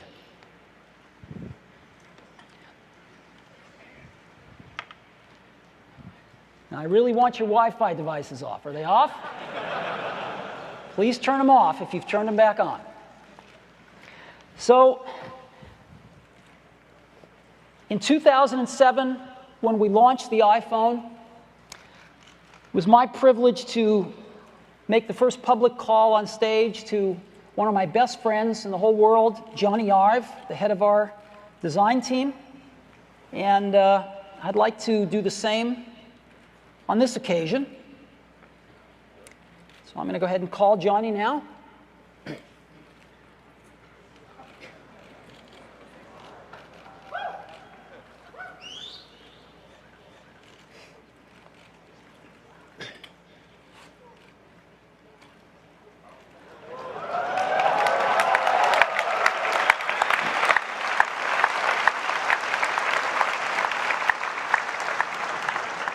Hey, Johnny.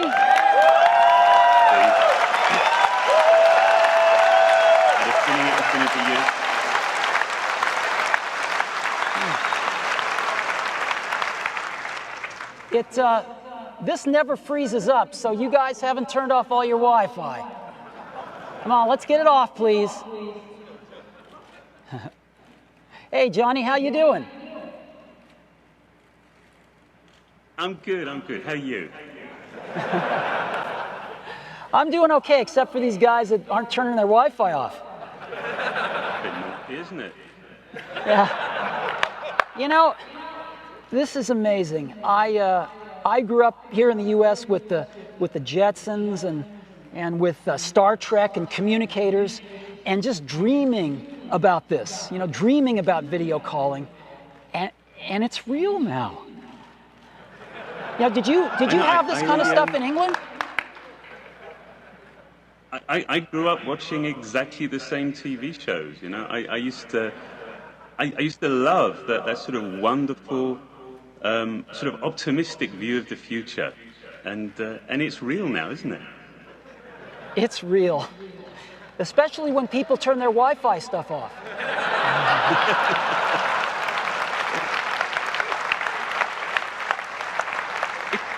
It's sort of odd, isn't it? Because, as you know, the idea of communicating this way, it's an old idea. It's one that we're familiar with. We've just had to wait. We've had to wait an awfully long time for it to become real, haven't we? Yeah.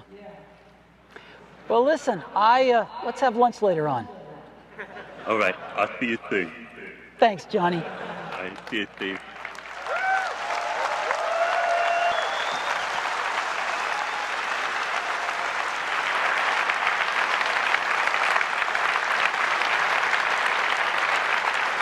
So, we call this FaceTime. FaceTime video calling. And it's great. It's iPhone 4 to iPhone 4. Anywhere there is Wi-Fi, and there is no setup required. You don't have to find a server. You don't have to type in anything. You don't need a special code. You don't need a buddy list. Nothing. You just make a phone call. You can use the front or the rear camera. You can switch to the rear camera so the person on the other end can see what you're seeing. You just switch back and forth real easy. Portrait or landscape. You turn your phone, it automatically does the right thing on the other side. So if you have two people wanting to talk to somebody, you can just go into landscape and get a little bit wider aspect ratio. And the video and the audio quality is great. Now, FaceTime is going to be Wi-Fi only in 2010. We need to work a little bit with the cellular providers. Get ready for the future. So we're Wi-Fi only in 2010. And Apple will ship tens of millions of FaceTime devices this year. Tens of millions of FaceTime devices this calendar year. So there's going to be a lot of people to talk to. So FaceTime video calling. We're really happy with this. Now,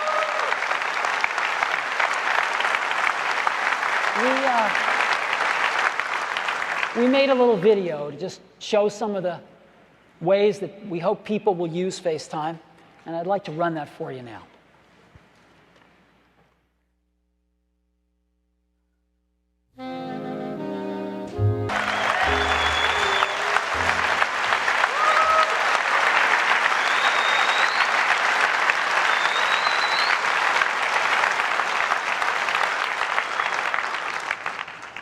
This is one of those moments that reminds us why we do what we do. So FaceTime. iPhone 4 to iPhone 4.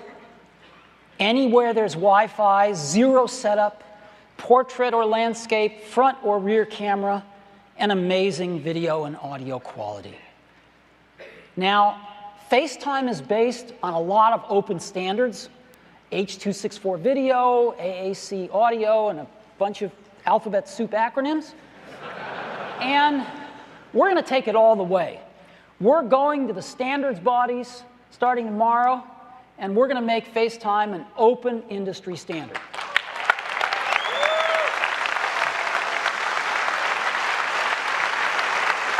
So,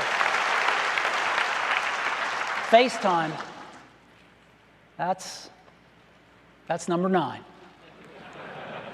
So that is the iPhone 4. And we think it's the biggest leap we've taken since the original iPhone. We're really proud of it. And I think you'll agree there's more to it than met the eye. So, price and availability. Well, first of all, the iPhone 4 comes in 2 colors, black and white. They are both gorgeous. And the price, with the normal qualifications and 2-year contract, $199 in the US for the 16 gigabyte model, same price as the 3GS, and $299 for the 32 gigabyte model. Now, I'm thrilled to also announce that AT&T is going to make an incredibly generous upgrade offer. Their offer is going to be, if your contract expires anytime during 2010, you are immediately eligible for a new iPhone 4 at the same $199, $299 prices if you top up your contract to 2 years. So you can get up to 6 months early eligibility for an iPhone 4. If your contract expires any time this calendar year, you top up your contract to 2 years, and you can buy an iPhone 4 for the same price, $199 or $299. So we're thrilled about that. Now, what's our lineup look like? Well, today, or yesterday, it was the iPhone 3G at 8 gigabytes for $99, the 3GS 16 for $199. Well, we're going to just add iOS 4 to the 3GS and slide it on over, and an 8 gigabyte 3GS for $99, 16 gigabyte iPhone 4 for $199, and of course the 32 for $299. This is our new lineup, and these go on sale June 24th.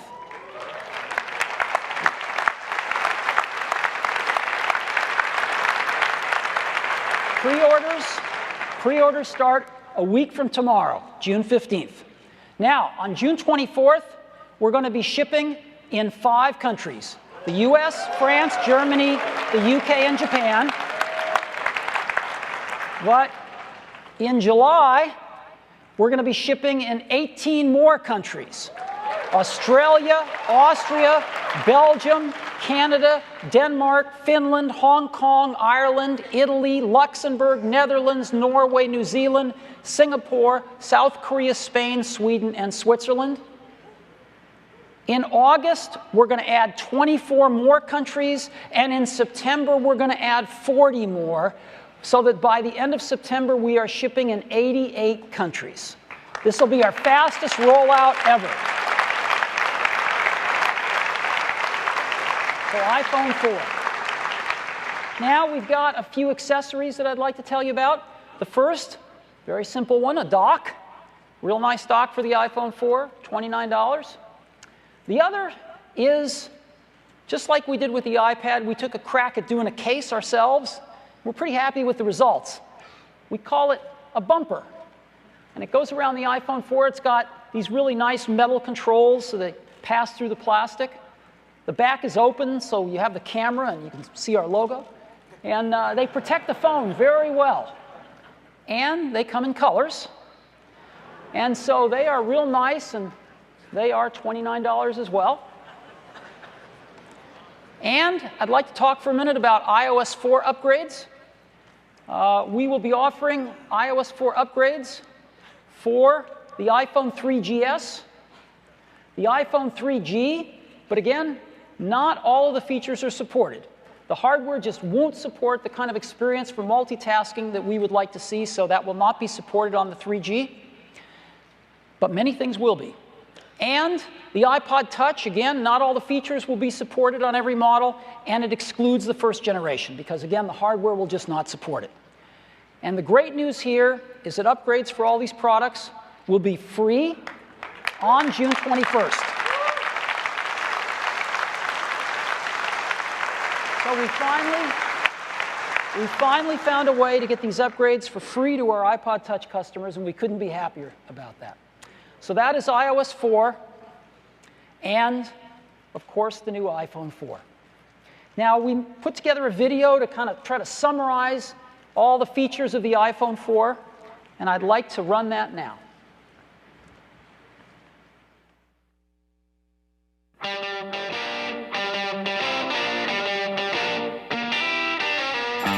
iPhone 4 is so much more than just another new product. I mean, this will have a lasting impact on the way that we actually connect with each other. In 2007, the iPhone reinvented the phone. In 2008, the iPhone 3G brought faster 3G networking and the revolutionary App Store. In 2009, the iPhone 3GS was twice as fast and brought out new features like video recording. For 2010, the iPhone 4 is the biggest leap forward since the original iPhone. We're introducing the amazing Retina display, and we're bringing video calling to the world. And we call it FaceTime. It's going to change the way we communicate forever.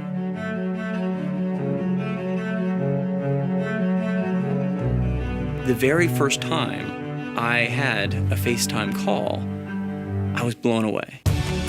Because it is amazingly engaging, personal. It's all about connecting people. I think of my own children, like 7, 8 years, they'll be off at college. And I can imagine being able to call them and see them, but also look into their eyes and see how are they really doing.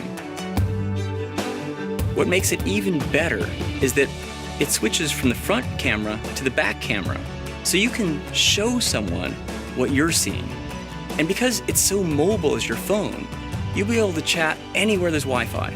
But what's amazing is every time I've been using it, you can't help but smile and go, I can't believe this is real. This is actually happening.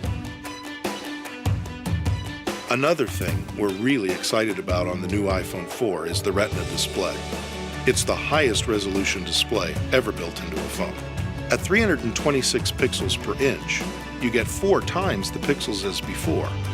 So instead of the fuzziness of individual pixels, you get smooth, continuous shapes and tone. You have something that looks to your eye like you're holding a printed page in your hand.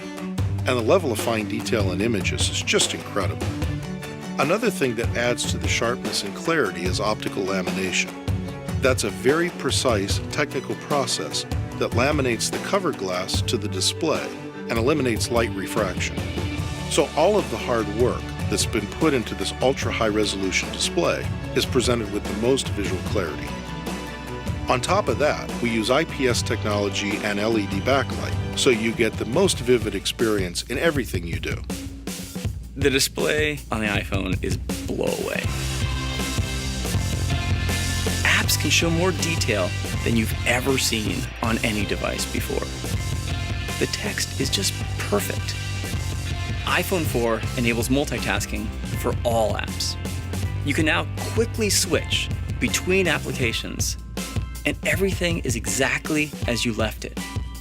If you're like me and you have lots of apps on your phone, you'd love a way to easily organize them and find them. And that's exactly what Folders does for you.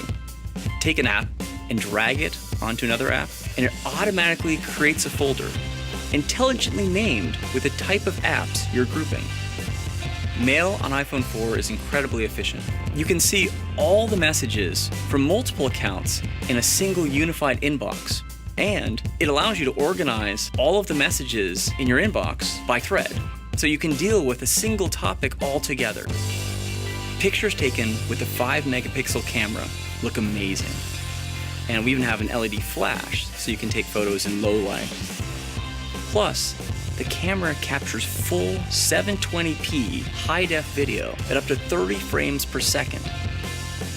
Not only can you record great video, but you can also edit your video right on your iPhone with iMovie.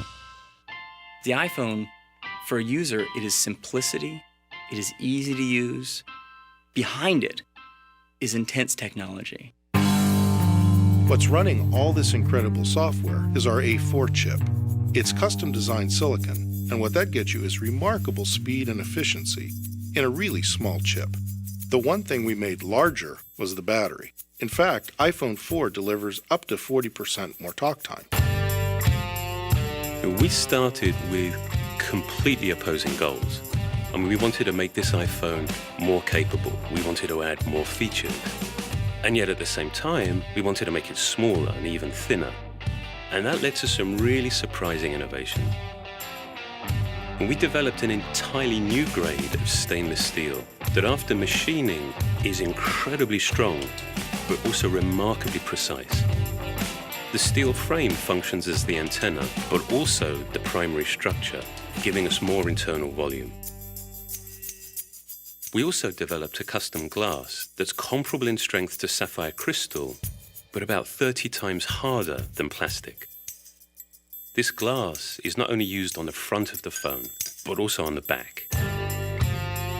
The quality of the materials, the manufacturing precision, the advanced technology, ultimately, all of this becomes relevant when you just hold it in your hand. Even if FaceTime were the only new feature we're delivering, this would be an amazing new iPhone. But it's the fact that we've got the Retina display, 5-megapixel camera, high-def video recording, A4 chip, bigger battery, all in a thinner product. This is going to change everything, all over again. Great. So,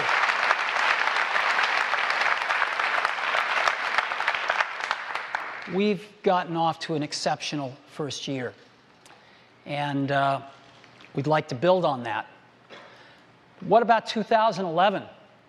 Everybody's got a tablet. Is 2011 going to be the year of the copycats? Well, I think if we did nothing, maybe a little bit, probably not so much, because most of these tablets aren't even catching up with the first iPad. But we haven't been resting on our laurels, because in less than a year, we're going to introduce today iPad 2, the second generation iPad.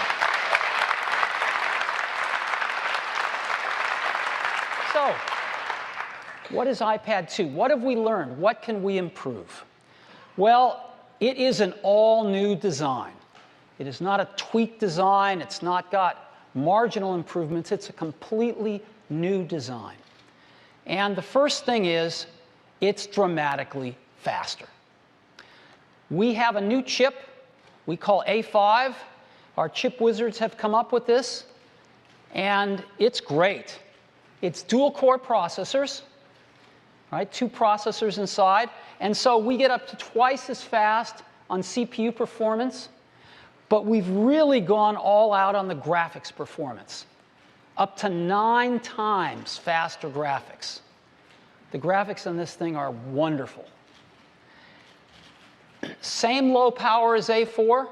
We don't want to give up any of that legendary battery life.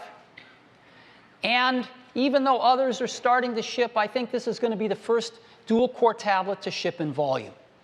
So A5 is really quite an achievement, and is going to give us something that's up to twice as fast on CPU performance, up to 9 times faster on graphics, and the first iPad was no slouch.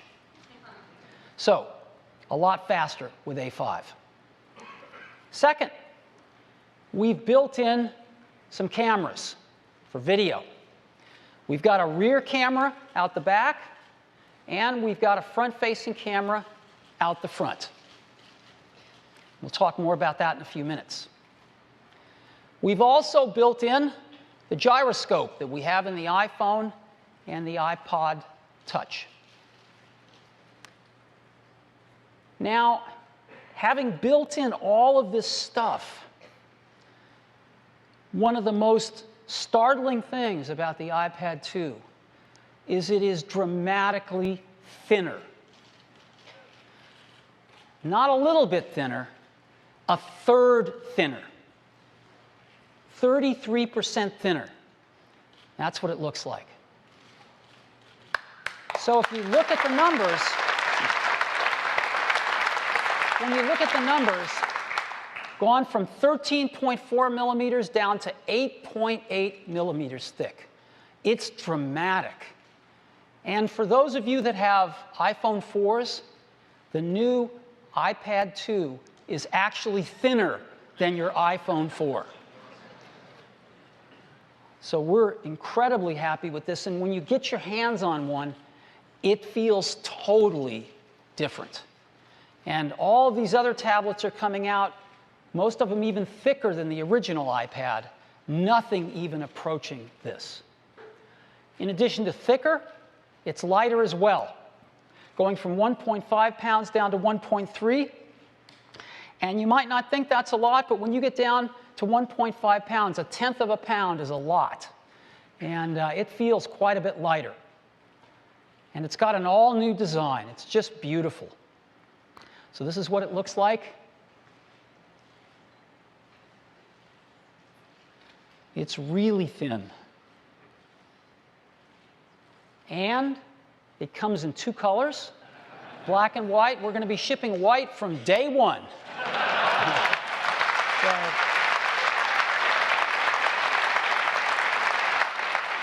And to give you some scale, this is what it looks like. Again, you can just pick this thing up. It almost floats. Black and white, black or white here.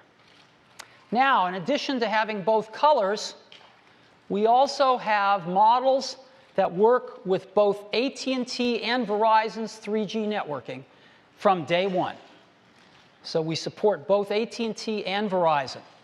Now, here we are adding stuff into the iPad,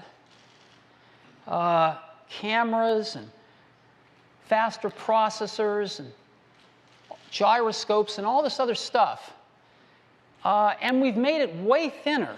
Something's got to give. And you would think that we would have to give up some of the iPad's legendary battery life.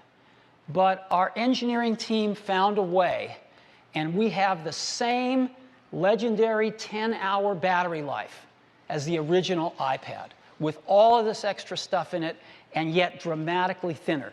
And again, that's over a month of standby. So 10 hours of battery life. Again, a lot of these other guys are coming out with substantially less, and this has been tried and tested by every reviewer. iPads get 10 hours of battery life.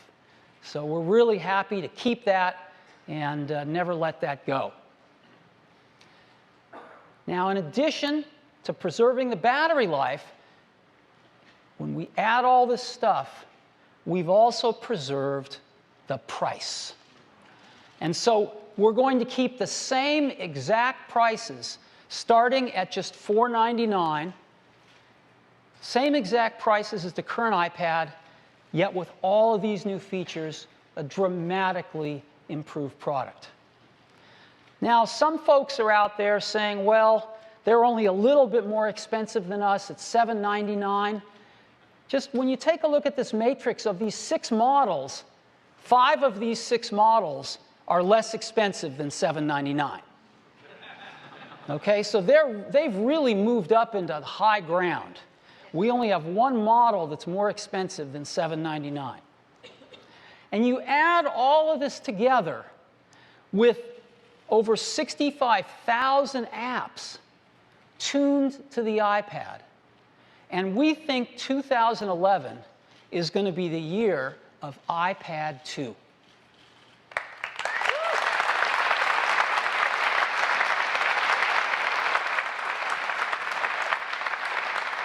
So, just a beautiful product. So when are we going to ship it? April, May, June?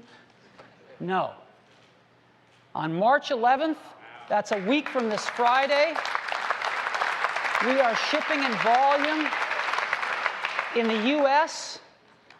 And 2 weeks after that, on March 25th, we are shipping in at least 26 more countries, including all of our high-volume countries, except a few where we're still getting regulatory approvals. So 26 countries or more on March 25th. This thing's going to be everywhere in the month of March. And that is iPad 2.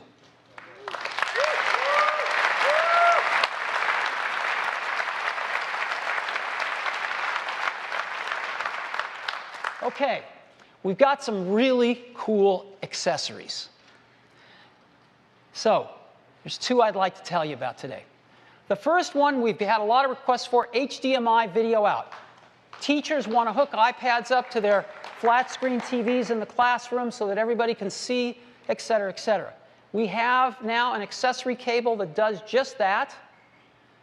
Right? It delivers HDMI mirrored video output. So exactly what you see on the iPad, you see on HDMI. It provides output up to 1080p. It works with all apps. So anything you can see on the iPad screen, you see on HDMI. It's exactly what people want. It supports rotation. There's no setup or configuration whatsoever. And you can even charge your iPad while you're using it. So if you're giving a presentation, you're running low on batteries, just plug in your transformer and plug it right in. And here's what it looks like. Place to plug in an HDMI cable and a place to plug in your 30-pin connector to pass through the power to charge it, if you so choose. And so here it is on a HD TV. It's really simple, and it works great, and it's just $39. So for people that need that, we've got a great accessory now. Something that's going to be even more popular, though, we call smart covers. For the original iPad, we did a case. Case is pretty cool. It can prop the iPad up for typing or for watching movies. Worked pretty well, except that we went to all this trouble to make a beautiful design, and we covered it up with this case. Right? But more than that, we added thickness and weight to the product, and we made it more difficult to use with some of the accessories. So we thought we could do better than this for iPad 2. And we started from the very beginning to design the case right alongside the product. And we have done that, but it's not a case anymore. It's a cover to cover the glass. It's a smart cover. And this is what it looks like. And it bends and folds around just like this as a typing stand and to watch movies on, just like the old one. Looks great with black, looks great with white. And it even automatically, instantly wakes up the iPad from sleep when you open it, and automatically puts the iPad to sleep when you close it. Now, how is this held on? Do we have some screws that you screw in? What do we do? No, we use magnets. Our engineering and ID team came up with this idea of using magnets that grasp it and auto-align it. So it's always in perfect alignment. And I'll show you a little video of this. You won't believe it. It's so cool. And you can remove it in a second. You can add it in a second. It adds minimal weight and thickness because it's just covering the top. It's got a microfiber lining that cleans the screen every time you move it, open it or close it. Again, it automatically wakes on open, puts the iPad to sleep when you close it. It's really easy to remove or change the cover. So you can have a bunch of them and pick which cover you feel like today and easily just put it on. And they come in polyurethane, which is used to make spacesuits, or leather. And so I've got a little video that just shows you how this thing works. And let's run that video.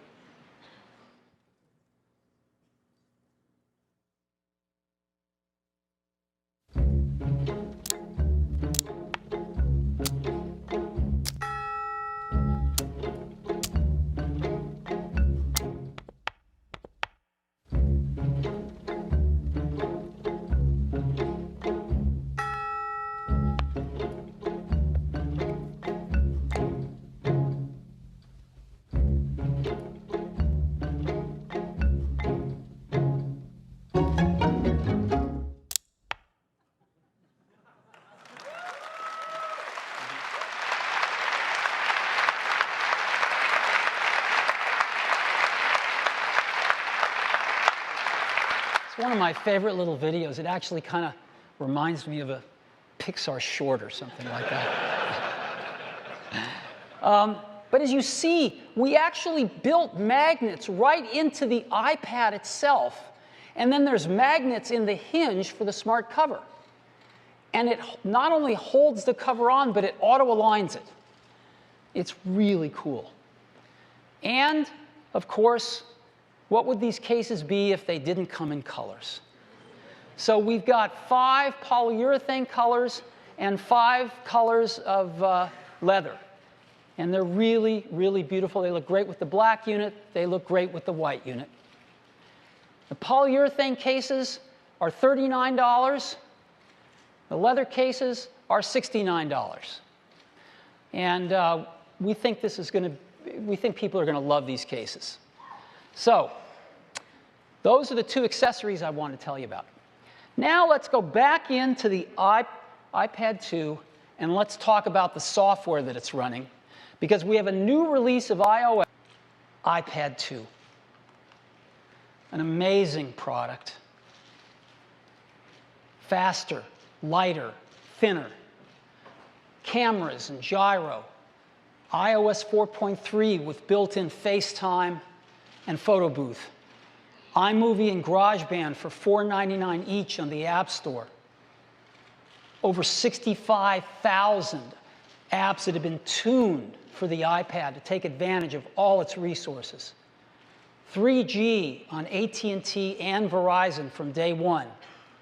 The same 10-hour battery life, the same prices starting at $4.99. Black and white, smart covers. We think 2011 is clearly going to be the year of iPad 2. Now,